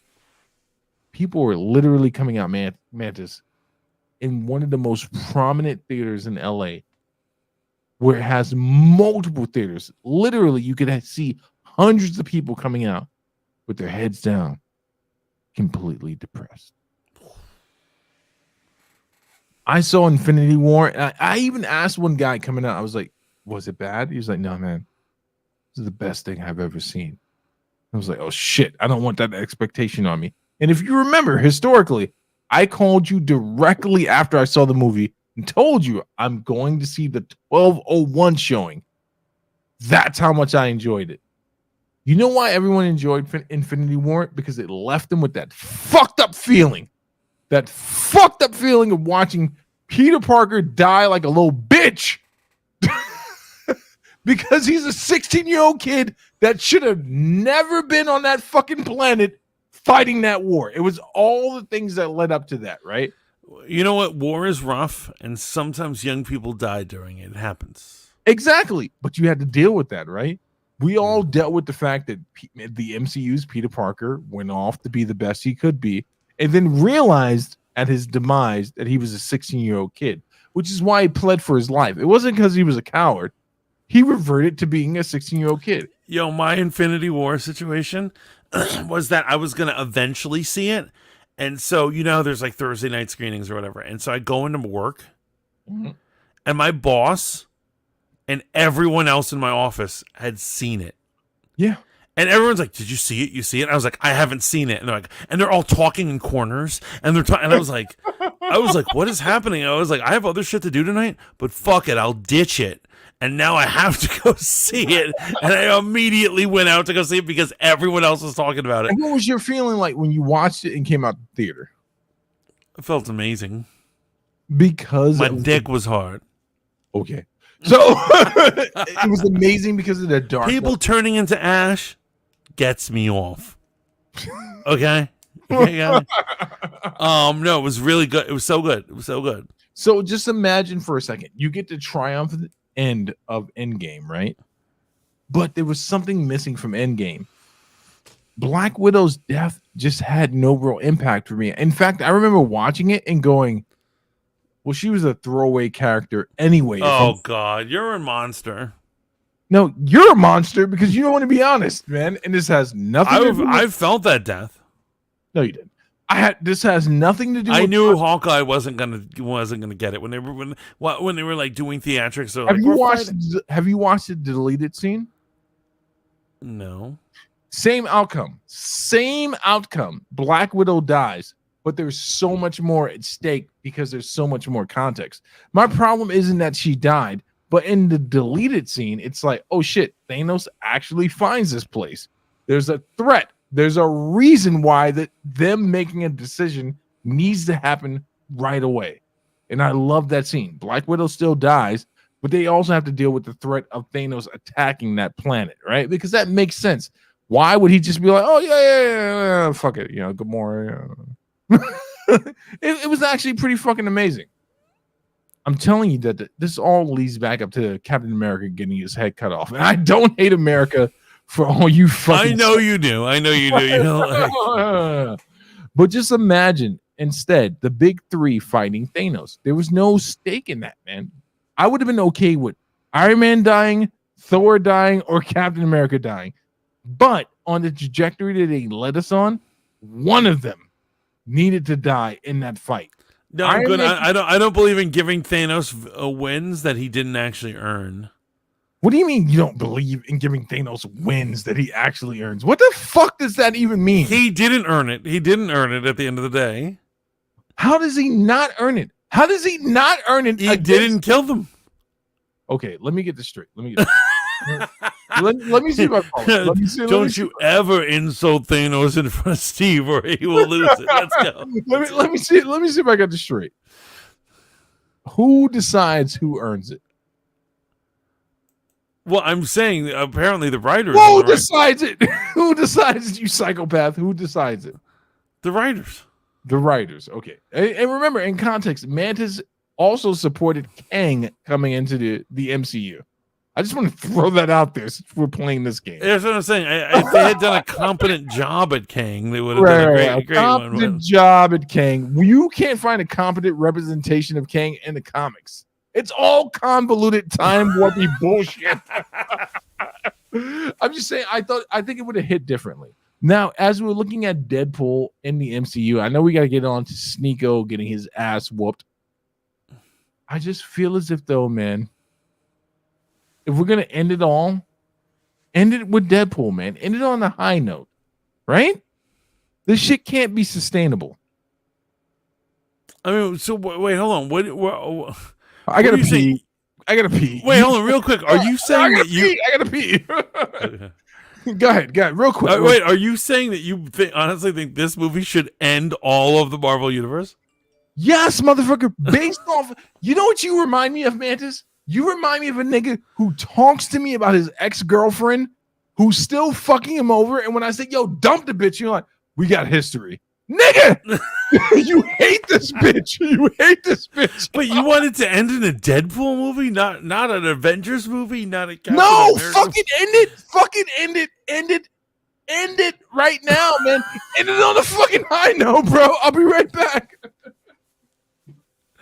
Oh wow, that got dark. That got dark. So DT Dub says, I've been waiting patiently for you guys to talk about Strickland. Yeah, I want to get on Strickland. We need to get on Strickland. You know what? I'm going to set up Strickland right now.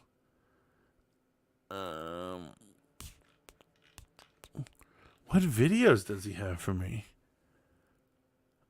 Homie didn't send me any videos.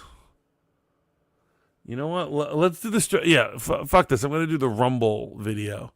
This is going to be the first time we're going to be using a Rumble video rather than a YouTube video. Because that's where I watched it. I want you to know that was the most glorious pee. So getting back to my point, Tyrone Magnus just told us she stopped making dinner for me. She stopped loving on me. She stopped being affectionate to me. She does one good thing, then you break up with the bitch. Right? Right? Right?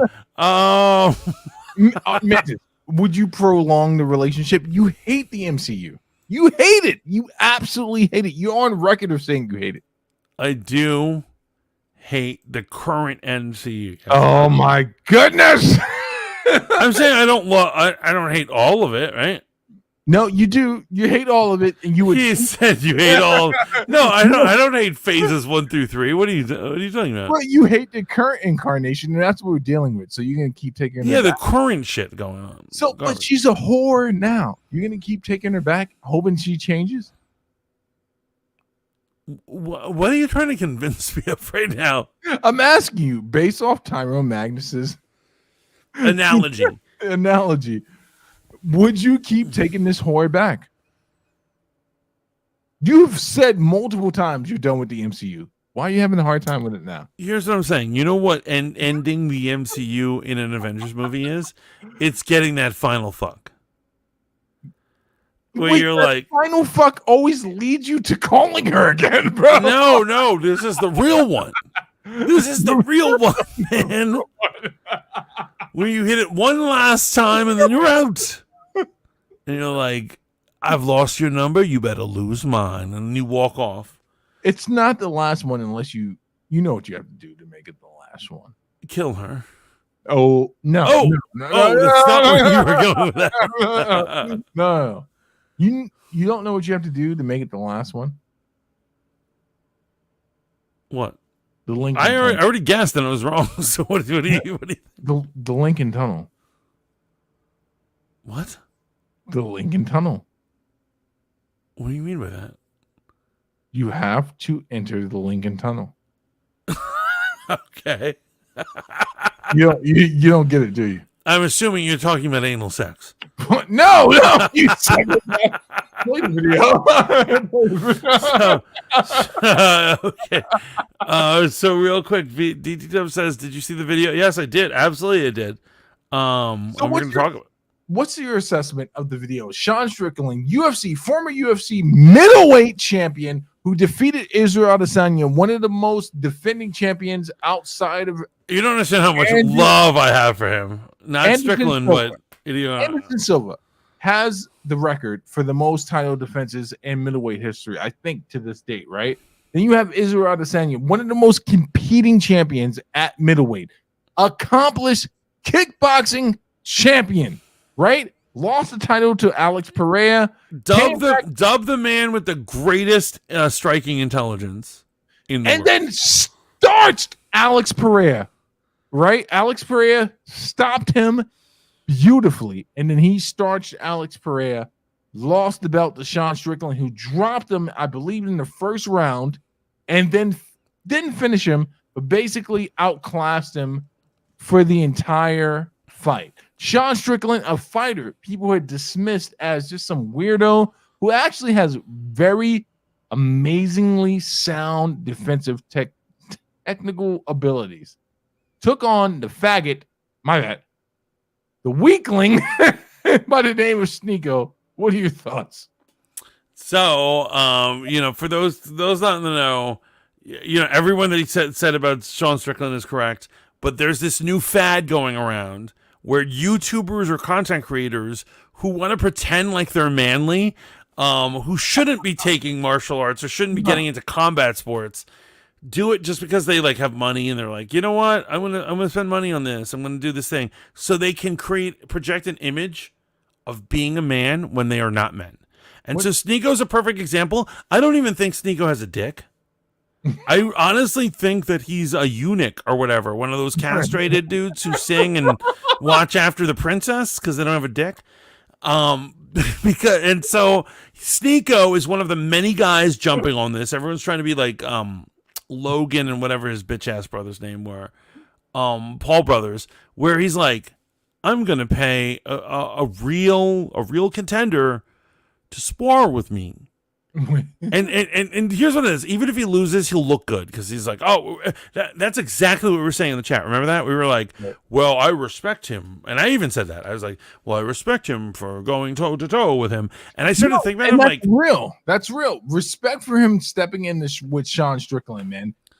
To address DT Dub, why do I follow Sneeko on IG? One, you always got to know where these cucks are, right? Yeah. I will always remember Sneeko for one thing. The guy that tried to pretend like he was joking about getting cucked, just like Adam 22. Secondly, the guy who doesn't read the Quran and pretends like he's an actual Muslim. Thirdly, the guy that walked up to Sean Strickland at the Apex arena in UFC. Now, Mantis, you know that I am an MMA fan. I'm not a UFC fan for the uninitiated. I love MMA. That means I watch unranked and ranked fights. Outside of that organization, I watch all the shit. I've lost a lot of time watching MMA fights. I've lost a lot of friendships, Mantis, dissing traditional martial artists because of MMA, right? That's how much I believe in the combative sports and the system of MMA. Not jiu-jitsu, not Thai fighting, not kickboxing, but the combined technique of MMA. Because in actuality, I'm a Bruce Lee fan. And Mantis and Shaolin can suck it right now. The real future of martial arts is knowing how to do all things when appropriate. Not forms. That has its place in the spiritual level. I believe in MMA. But when I see a nigga like Sneeko put on boxing gloves, Mantis can tell you, boxing is actually my favorite of all combative sports, man. It's the most dangerous thing you can be involved in. If you are boxing, you step in the ring, of all the techniques, in my opinion, you could die quickly with boxing, and that's been proven. How many bodies? And this is why I gotta say this. This is why Conor McGregor needs love, and I understand people are like, he's either gets too much love or like hate or whatever. Yo, when he does his boxing, when he's like, I'm gonna go fight some dude in boxing, whoever it is, some celebrity, whatever. You notice he wants to kick, and he can't, and he's like, he's about to kick, and he stops himself. Yeah, when he fought Floyd, he's trying to kick, down. He can't. He's not allowed to kick. The fact that he's able to pull that off, because that is a hard instinct. I'm a kicker. My first instinct is to kick you like I was a fucking horse. A donkey kick to your fucking jaw, bitch. You're done. But Mantis isn't around to throw those in boxing fights, right? So, anyone who's switching codes, respect. Serious respect. Real respect. Go for it. Real respect. But like with Sneeko here, he's an influencer that stepped in. Do you know how this? However, I'm sure he paid Strickland. No, for his time. I mean, I can't prove that he didn't. You know how this whole thing started? Ask Berlin, man. Ask DD Dub. DD Dubs. How did this get started? Because they were at the Apex after Sean beat fucking Israel Adesanya, and Sneeko walked up to Sean Strickland while he's sitting there, and he's like, "Hey, congratulations on the fight. Congratulations on the win." And then Sean Strickland stood up and like, "Oh, hey, thanks. Who are you? What are you?" He's like, "Are you some type of influencer?" Realizing that Sneeko is being recorded by someone, right? And turned into a thing. And then their next encounter, Sean's like, "Oh," Sneeko greets him, and he's like, "Hey, when are we gonna spar?" Sneeko's like, "Oh, I'm gonna be at Couture or the UFC training center tomorrow." And Sean Strickland's like, "Okay, I'll be there at 11:30. You think you can we do 11:30?" So, and this is where Sneeko fucked up. He's not picking up on the fact that Sean Strickland is not a guy who gives a fuck about this type of shit. Right? He's never you realize what he's doing, and I fucking love Sean Strickland for this. Sean Strickland is playing the celebrity game, not the fight game. And what it is, the way he's behaving with the press and shit. And once again, I've defended him for his behavior with the press because I think he should be able to say whatever he wants. And if press come at him with stupid questions, like you play stupid games, you win stupid prizes. 100%. So when they ask him about like something he said 10 years ago about gays, he should be able to rip them apart. Absolutely. But I am saying he is loving the celebrityism. And the fact that Sneeko was an influencer who was recording, he's like, I'm going to hop on this algorithm right now. 100%. I agree with that. And you and I are on the same page. Here's where I would agree with Berlin, right? Let's keep it a band right now in regards to people that can handle themselves in combative sports, or, we'll just keep it in combative sports. I'm sorry. And I'm sorry. Andrew Tate, whether you respect his record or not, is a man that he participated in kickboxing. Maybe not at the highest levels, but at a level where he's respected amongst his peers. Where he could get hurt, basically. This isn't like... Andrew Tate can fucking fight, bro. He can fight. I'm sorry if you can't handle that. Andrew Tate versus Sean Strickland without any takedowns would have been a much different affair. Sneeko, by any standard, is lower than an amateur. He's not even a Golden Glove. So I gotta give Sneeko the horn. Okay, so once again, wait, for even getting in there. But if you believe for a second that the guy that dropped Israel Adesanya, that has finished multiple fighters at the highest level in the UFC, couldn't drop Sneeko, you're wrong. You're wrong. So you know what? I'm going to show you when we get up to the video part. I'm going to show you in the audience. Clubbing punches. He's throwing clubbing punches. I'm going to show an example. I'm going to pause it where I'm like, that is not real technique. That is a man fucking with another motherfucker. Yeah, and I'm in agreement with you, bro. Yo, when he fought Israel Adesanya, and I'm sorry, man, I know you don't watch a lot of UFC events, but when he fought Dricus du Plessis, the motherfucker from South Africa, he won that fight, man. I rewatched it recently. Sean Strickland won that fight, and shout out to Sean Strickland.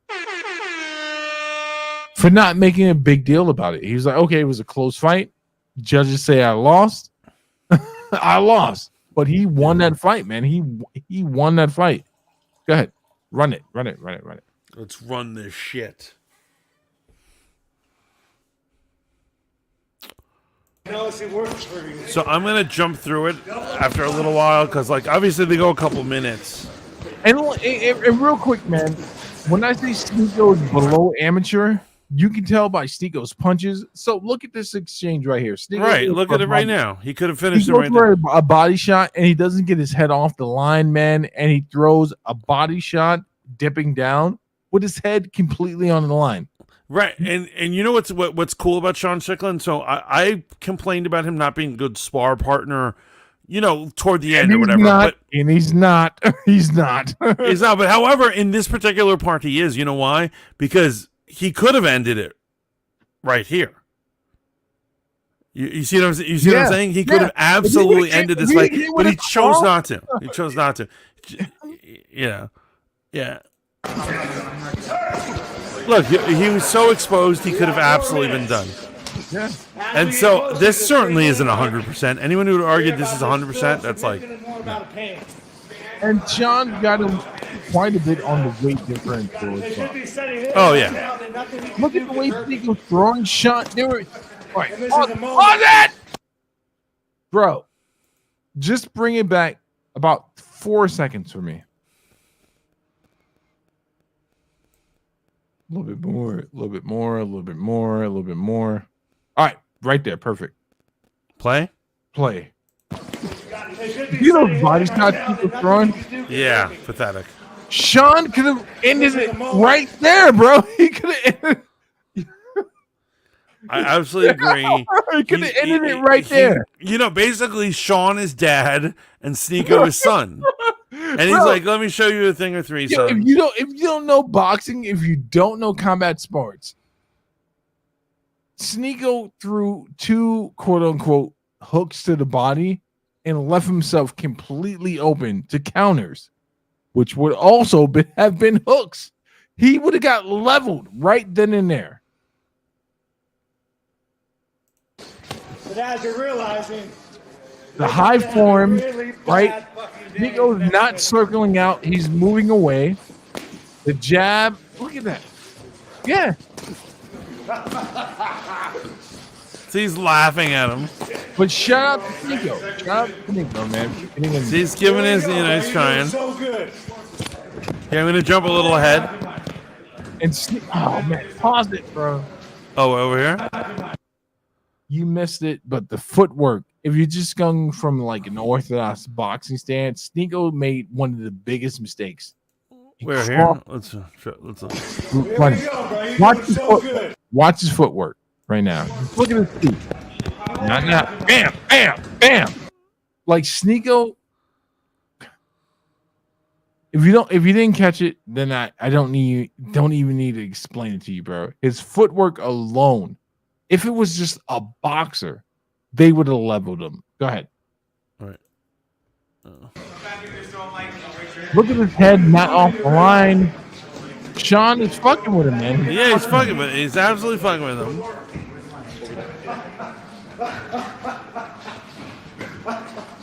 No way, it's coming. You're a very tough influencer. Oh, wow. First time I saw that, I didn't catch that.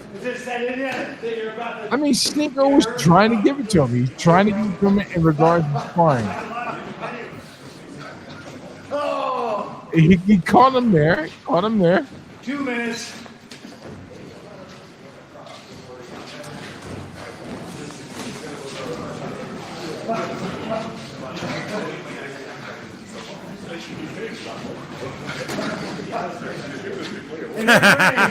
Look at him toying with him. Like a cat, the way a cat would play with a mouse. Sneeko's not doing bad. Who is the person who said that? Let's go. His boyfriend. Yeah. Look at that. Like, I want to say, for anyone who believes that anything real is happening right here, how often do you see in UFC or any MMA fight where someone is literally like this? Like inviting someone to take any free hit from their face to their body. But all right, I agree with you. Let's quantify it. In a street fight, I don't know, maybe Sneeko would have knocked someone out, man, but I don't know. I don't know, right? I don't know. Let's.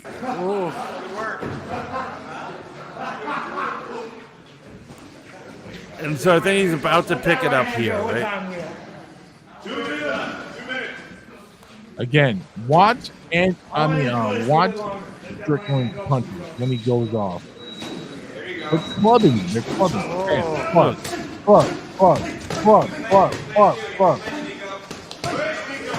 And so another thing, these are all clubbing punches. Right. They're coming with the glove, but not with the arc, bro. Right. He's not trying to body blow him to the point where he loses wind. He's not doing that. He's just hitting hard the way an older brother would, who's fucking with you. Yeah. He wants you to feel the sting, but he doesn't want you to get knocked out. Absolutely. I don't want to kill you. I don't want to kill you, but look, so wild punches, you know, but he's about to do it, and so look, there we go. So he keeps hitting with the same hand. At a certain point, he's just like, he just keeps giving him lefts, which is a not good technique in any way. There's no way Sean Strickland fights like that in real. No, there's just no way, bro. But go back. Go back. 5 seconds. 5 seconds. All right. So look at that punch right there. Club. Now Sean does throw punches like this against people he feels like are broken, but he play it, bro. A lot of people are like, he's throwing 100% now, bro. If you don't spar it, you don't know. You can throw those combos and not be 100%. You didn't fall down. And also, Sneako's secretly pissed.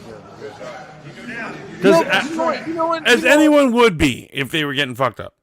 You know what? I'll give Sneeko his respect, man, because, well, I'm 42. Obviously, I'm fucking retarded. You tell me I'm gonna get $1 million to step in there with Sean Strickland, I'll do it. You tell me that, like, hey, you're a bitch if you don't, I'm gonna do it. But right, Sneeko, can you just do me a favor? Can you Google YouTube something for me? Yeah, sure.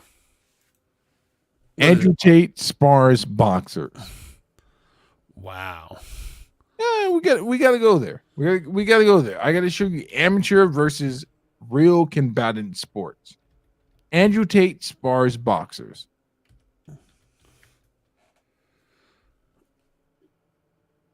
I see one here. Pause. Okay. So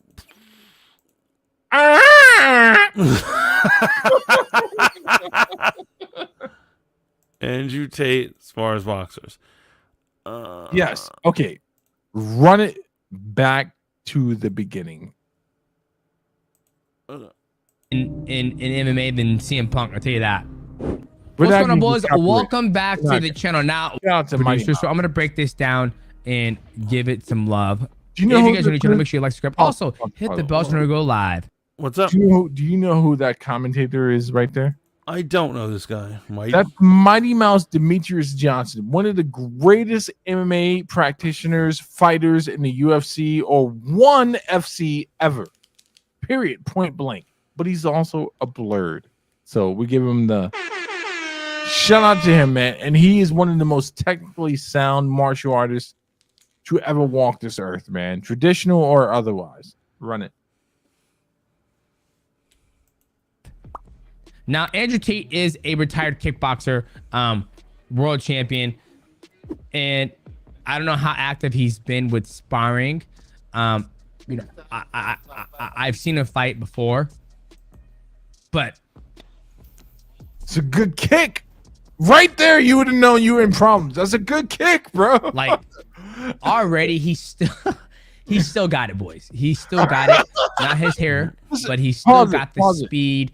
He's obviously this is a guy that is a champion in the UFC, not some lower ranked fucking organization. He was a champion in the UFC and ONE FC. So in the UFC, he fought most combatants from America and wherever the UFC can import them. In ONE FC, he fought every combatant around the world that was available. There's no other way to put it. It's just like Pride. Remember when you, Monty, and Sully watched Pride at my mother's house? Right, yeah. That's ONE FC. Continue. I'm sorry. A athlete. He's genetically gifted, right? That high 9 was super fast, came super quick, not allowed load up. He is still got it. I mean, I just broke down Mike Jackson and CM Punk, and I think he beats the brick off both those guys. That's still quick. Okay. I remember he completely, and then just get move it along. Sean Strickland did a good job of checking all those kicks, right? So what's going on? Here we go. But see how he's lower. And see if see right here, boom, this is where Tate would eat this guy alive if it was kickboxing, because right here, this guy has that shell, which is totally fine for boxing. But for kickboxing, you leave yourself open for a beautiful leg kick right there, right? So that is the one thing that is bad about this shell when it comes to kickboxing. That's why a lot of people, Lance Lefkoe, he just comes across the distance. Granted, there's a difference between when real fighters fight each other versus when the Sneeko does. Andrew Tate drops some of these dudes, and these dudes are real fighters. They're not other influencers. They're not YouTubers or anything like that.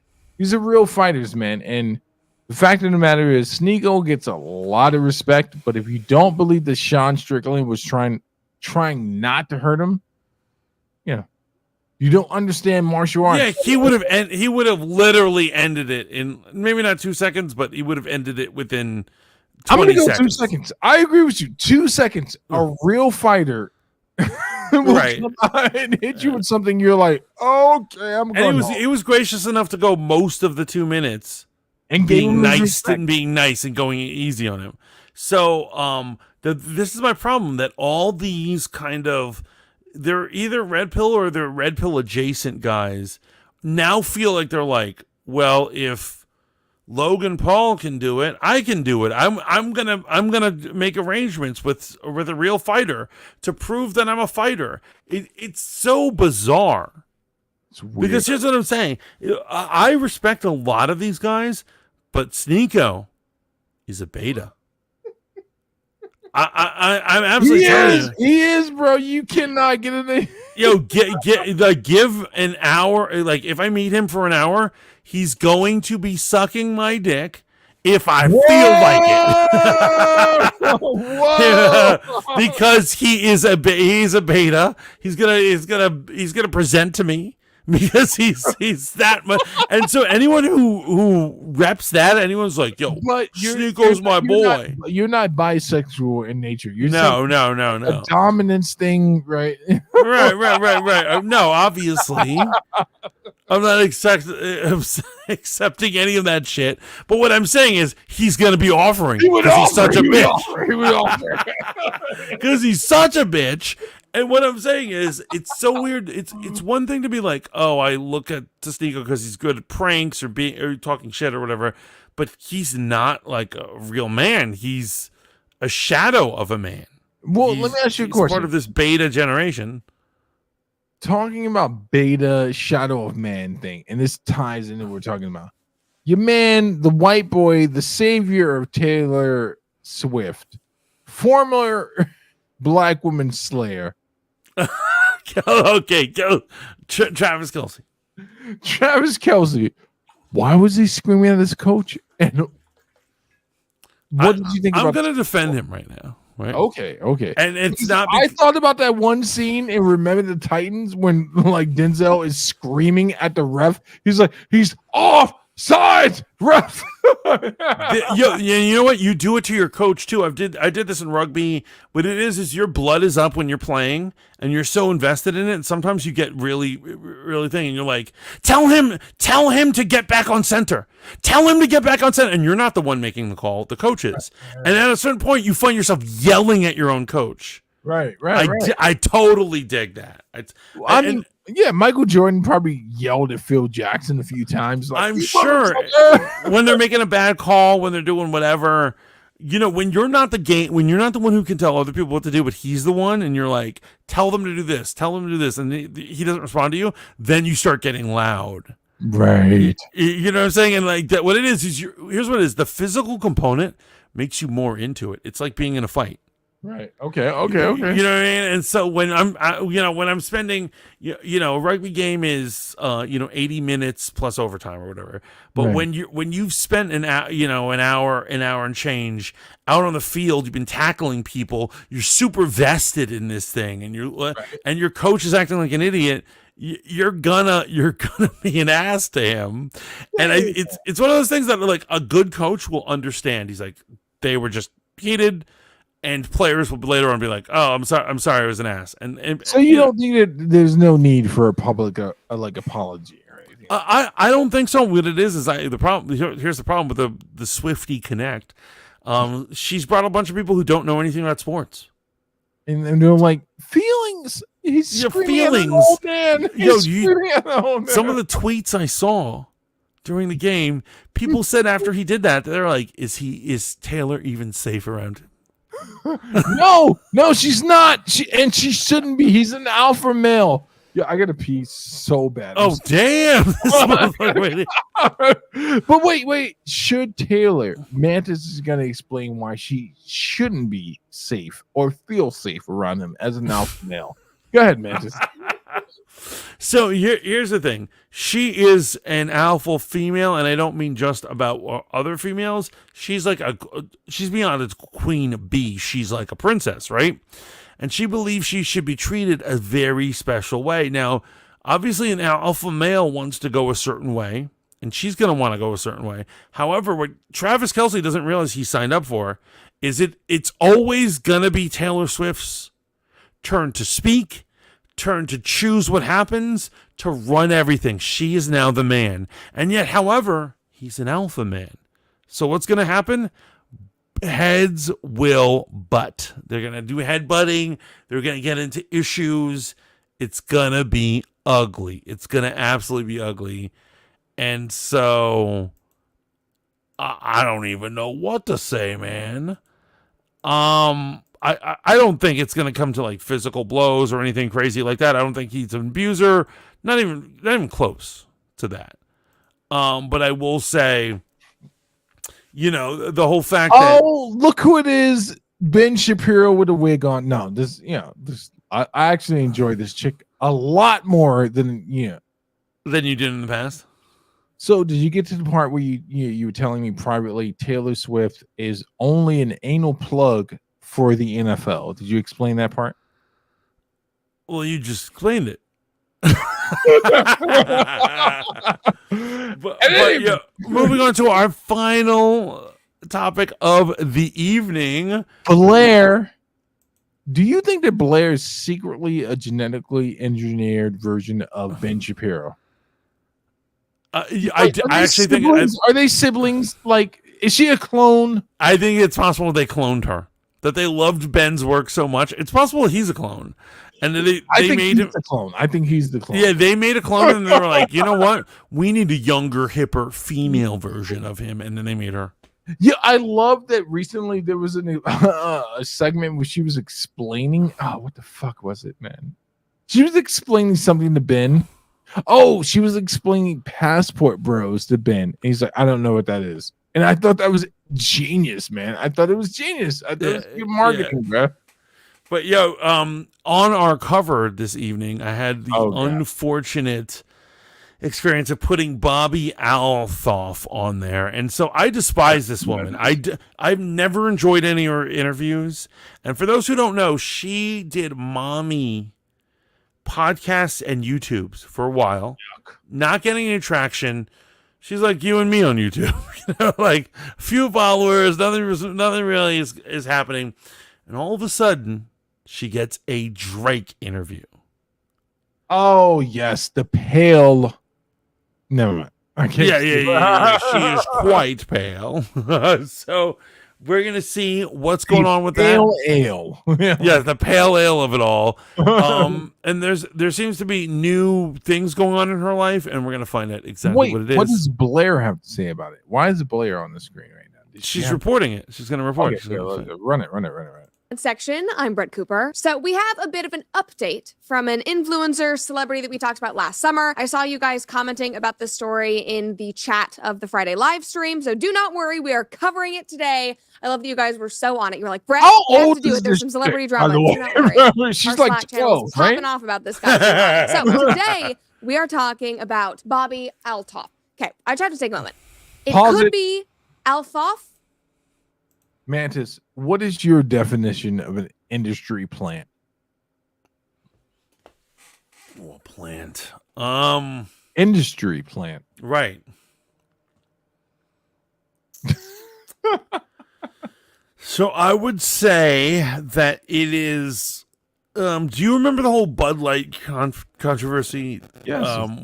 Do you remember the chick who orchestrated it? She thought she was so special. She started doing interviews, and she goes, "Yeah, Bud Light, our brand, is very fratty and idiotic, and the people who drink it are idiotic, and so we decided to mix it up." It's when people like her say, "We need a YouTuber," and they get Bobby Althoff. All right, so we're on the same page. Yeah. Oh yeah, I despise this woman. But I've also heard people say Althoff.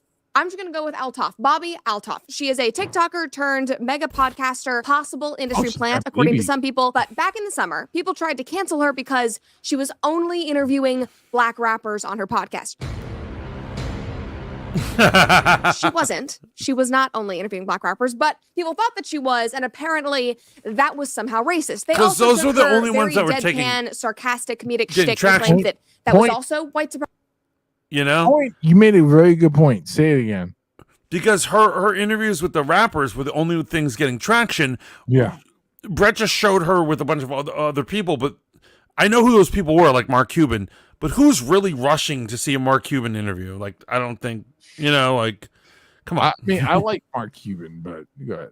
Yeah, exactly. We'd rather see Drake and the future. Well, wait, is Drake black? Bex! Are you still here? Drake you just said that. Drake is considered biracial by many standards, so I don't know if he gets the black card. He's a blue. He's a blue. That's a black Jew. Continue. Supremacy and racism because she was then acting deadpan and indifferent towards all of these black men. Again, comedic shtick. It was utterly ridiculous, and I defended her back then. We can link the episode below if you want some more context about her, how she rose to fame, all of that stuff, because a lot of people don't know who she is unless you Why is she talking so fast? But now, guys, 6 months later, she is. If DT Dub, if you're still in here, is this indicative of the streaming nature of your generation? Why is this bitch talking so fast? You know what's crazy? My mother said the same thing. I was watching her during my lunch break, and my mom walks in the kitchen and she goes, "Why is she talking so fast?" And I was like, "This is how YouTubers do it." Yo, they're talking fast, but they're saying nothing. I can hear everything she's saying, and I'm like, holy shit, I can talk that fast. Yeah. Micro Machine Man. The Micro Machine Man right there. Go for it, bro. There's more in the Hollywood limelight. She just interviewed Rainn Wilson. She interviewed Mark Cuban a couple of weeks ago. Like, she is interviewing mega famous people. The podcast is going strong. However, we can't really say that about life at home because it has been speculated that she and her husband separated over the summer. And it was officially announced on Friday. And people online have thoughts. You, my audience, certainly did. Before we dive into this, make sure that you like this video. Subscribe to the channel if you've not. Skip. We're not promoting some shit. Like, we ain't getting paid off this shit. Hubby, bro, you telling me that's not Ben Shapiro's phone? I really do believe she's a clone of Ben Shapiro. She addressed it on her social media. She posted this photo of them, I think from when they got engaged. And she said, as most of you have heard, Corey and I have filed for divorce. Well, he filed for divorce, Bobby. As sad as I am right now, I am so thankful for the time I got to be his wife. They were married for about 4 years, I believe. Our girls are so lucky to have him as a father, and I am so lucky to be able to co-parent with such an incredible father in person. While our relationship did not work out as husband and wife, we will always be friends, and I will always love him. Now, these celebrity divorce posts, because they always have to address them, they always feel like they need to do like a Notes app story post saying we've gone our separate ways, or they post something like this. They always just break my heart because some of them feel so cold and it feels so transactional. Others are very obviously fresh and raw, but divorce is just so common in the celebrity world. Right, and I just hate that audiences watch these people swap through marriages and relationships right and left, because from an outsider's perspective, that really is how it seems. Obviously, there are things that go on behind closed doors, but watching all of this unfold on like a weekly basis cannot be good for our brains. But anyway, back to the story, back to Bobby. People immediately had thoughts, and they've been having thoughts since July. One guy said, where it all started. We all damn, yo, Steve, you've now made me notice it now. So now I'm like, get on with it, bitch. Get on with that. Love you, Brett. And then that is a screenshot from her podcast episode that she did with Drake. And let's just get into this right out of the gate, because we do not need to beat around the bush. She did with Drake, man. They were in a bed with each other. Yeah, she gets into all of this on the thing, right? But like, you know, what could have led to the divorce? Her getting into bed with black rappers who are famous and he's not. I'm sorry, Mantis. Biracial rappers. I agree with that. So, last night, you know, it's really funny. A girl that I hang with was, this was during the Super Bowl, asked, she says, is Ice Spice black or white? Ice Spice is an alien that came to I started to laugh. I was like, well, she's clearly a mulatto, but obviously the black community has... Okay, I need clarity on this. If you have a black and white parent, whatever, male or female, you're mulatto. If you have a black and Latino parent, does that make you mulatto? Can anyone answer that? Does that fit the criteria? No, I feel you. Wait, hold on. She's part Spanish? I have no fucking clue, bro. I thought that's what you were saying. I didn't know that it was. Okay. I'm just asking, man. She made a song. Well, I'm just saying that because, Ice Spice, I don't know if you know, Ice Spice showed up with Taylor Swift's entourage. And it's somehow, like, she's as pale as any of those white girls. Wait, so Taylor Swift, right? She's a thin woman. Never mind. Never mind. He's talking about physics. He wants to know exactly how this happens. We're convinced that Taylor Swift expresses as a biological female, right? Yeah. Okay. But so she shows up with an entourage of other celebrities, and Ice Spice was one of them.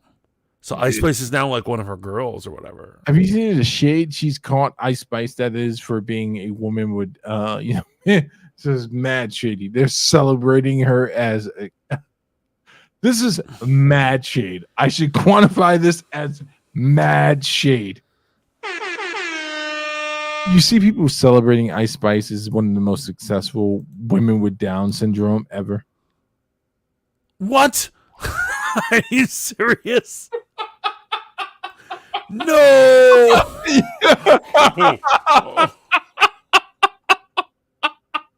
I'm not laughing at Down syndrome. I'm laughing. I know. I don't think you are. I'm laughing at that. That poor girl. Bex and Mantis, the picture, bro. There's literally a picture, a compare and contrast picture, and I'm just like, oh my. It makes sense, though. It makes sense. Oh, this is our last night on YouTube, guys. This is our last. Yo, roll this young nigga with the brunette hair. Like, this is the main rumor surrounding the divorce, surrounding the alleged separation until it was confirmed on Friday. People online are speculating that this separation had to do with her infamous interview with Drake, because her husband listed the date of separation as right after they filmed this interview. It was July 4th, I believe that he said, and I think she filmed this interview like the first week of July. Am I your type? I'd do it. Thank you. Like you Not an it. I know. I just felt like You do it.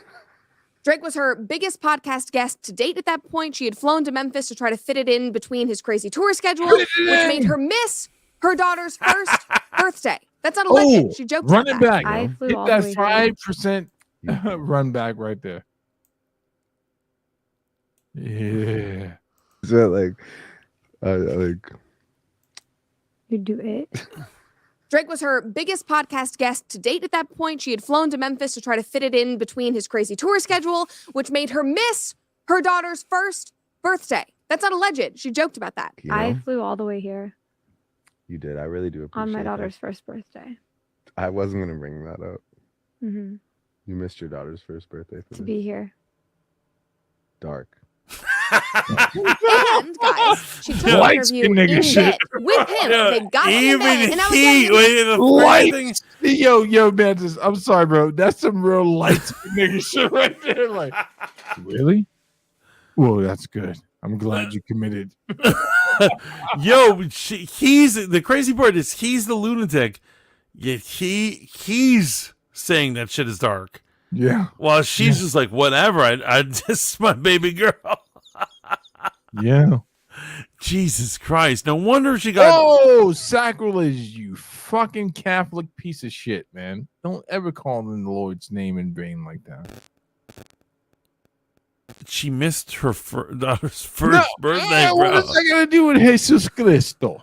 You we say have it to in note that she Latin. does have this weird, deadpan, awkward style of humor, but I cannot imagine that any normal, decent husband would be happy about his wife leaving on their daughter's birthday to go get in bed with one of the world's most famous men. Like when she got home, I would be like, you couldn't have taken the interview somewhere else. He's in a suite at some hotel in Memphis. There's not a couch. There's not a table. You couldn't have just sat on the floor if you wanted to be quirky and weird. You had to Are get you in trying bed. to tell me this is with not champagne Candace Owens? popping. Like obviously, her husband did not like that. Now, to make things worse, immediately after the podcast episode came out, hold on. You know about the dressing room clips, right?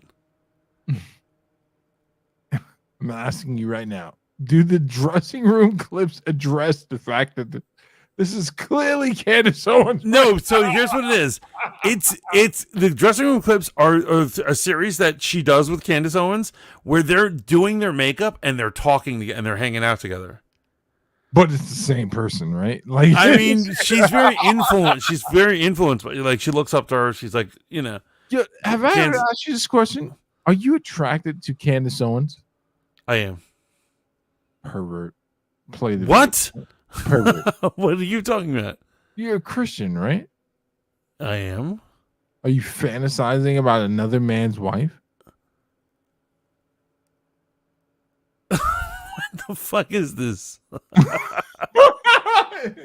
You know what the good book says about that, right? Okay, let's watch. things started going around, and the rumor was that they hooked up while she was doing the podcast, and she sort of But addressed it is there on her any Instagram evidence story. She that he posted a text hooked up? between her and Dave Portnoy where he Well, we'll asked her see. directly if they had hooked up. She screenshotted those texts and basically said, like, why do I have to address this? No, nothing happened. But the whole thing was very odd and kind of sketch. She and Drake then had a falling out like a month after that. And there were all of these interviews where she was asked about her falling out. relationship He with Drake. Are you unfollowed. guys still talking? You're still friends? Right. Like, that's not a normal What thing she if you does to ask all the somebody about a hoes. random podcast guest. The whole thing, I'm just saying, is very odd. One guy commented and said, because she chose fame over family. She'd rather sleep with celebrities and become internet famous. Another guy said, Drake definitely hit that. It all comes together. He leaked the video. Somebody else. So guys, yeah, What I don't have children, but I would say That you know of.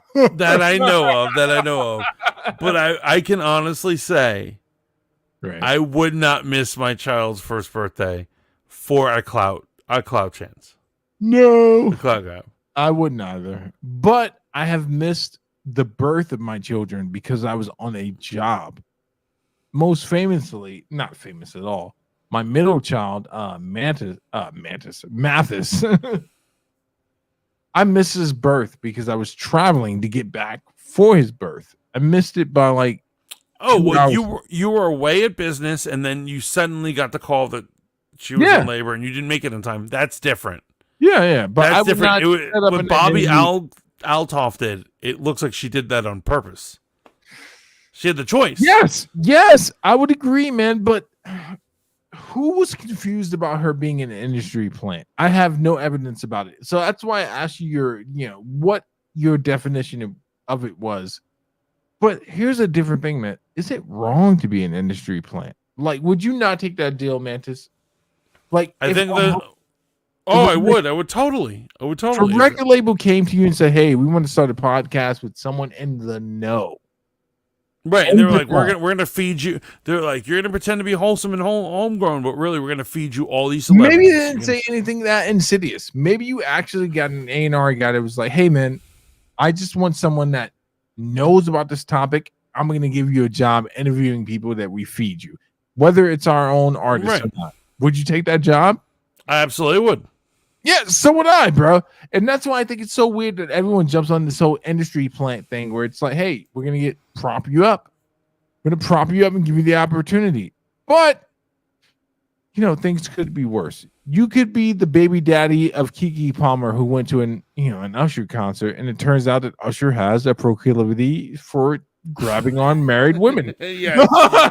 What do you think about that? Usher grabbing on Alicia Keys. Do you have any feelings about I think that was staged, though. I think Alicia Keys knew it was coming. It was just part of it. It's not nearly as I don't want to say bad, but it's not nearly as scandalous as the Keke Palmer dance. Because Keke Palmer didn't know it was coming, right? Right. And she wanted the coming, is what you're saying. Yeah. Keke, you're a hoe. You're a hoe.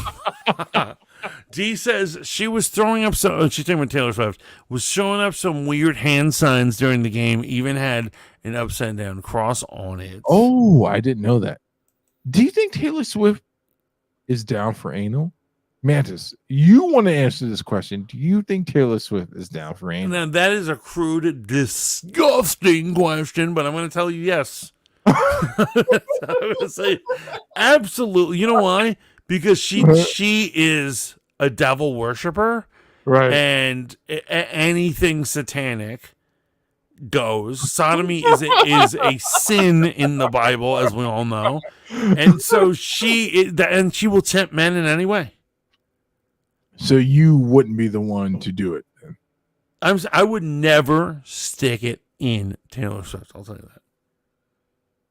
I know you think you're like, oh, whatever. Man just likes these white chicks. No, man, I wouldn't. You know why? Because what she is dishing out is blasphemous. So distinctly, and a fast trip to hell. Wait. No, distinctly, you would not do that with Taylor Swift. Will you do it with another woman? Okay, whatever, man. Beck says, I didn't even know this lady was married with kids.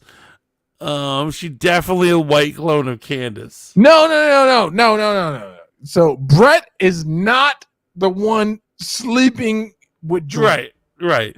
Brett is a clone. It's the other clone because Brett is a clone of Candace Owens. No, she's a clone of that fucking Ben Shapiro. Ben Shapiro. She is mentally trained by Candace. Right? Man, so she's trained by Candace. Would you smash Candace Owens? Yes or no? Of course. You fucking pervert. Nick says, wait, they are blaming Drake for her divorce? Yes. Y'all need to see the interview with her and Offset way better than Drake, is it? It is. It's actually. I can't stand her awkward thing. I don't find that funny. There's a black dude that does the exact same thing, and she interviewed the black guy, and I don't know his name because I don't want to remember him. But literally, I know that they are both industry plants because the industry said, well, let's get a white woman and a black guy. And don't think for a second black women are off the hooks because I can name a few black women who are industry plants. Okay. Here we go. Oh, wait, no. We don't need to hear the whole list. Dex says, no, that sexy red thing is clearly a plant. I couldn't do that. Oh, yeah, 100%. Sexy Red, the mutant, is a plant. Doja Cat. I was talking about Ice Spice. Doja Cat is an industry plant. Hold that one. Think about it. Politic on it for a second. Doja Cat is an industry plant. I think Doja Cat is. You think so? Look at her arc. Follow her career. I'm following her career, and you know what I see? A girl who made it famous from being a rich girl. A lot of these people, the rich family gets her in. Now she's worshiping the devil, and she's losing her mind. She was not prepared for this. Industry plant. I think that's industry plant. I think that's naive idiot. No, industry plant. Doja Cat came in with an agenda. It was pushed through so much quicker, but also her fucking counterpart. What's this motherfucker's name? The Weeknd. I think he's also an industry plant. Given the fact that his underground career was so much more successful, never mind. He's an industry plant. Everyone's a sellout, is what we need to just. No. If you look at the trajectory of their career, man, The Weeknd, in more specifically, man, and I love his music, man, and no disrespect, but if you're gonna make this conspiratorial argument, I think his fans enjoyed him so much more when he was underground versus when he became The Weeknd on the mainstream. And if you know, you know. If you know, you know. Doja Cat is most certainly a light-skinned industry plant. Bell said he saw the Drake leaks, meaning her husband. And guys, if you don't know what I'm talking about, the timing.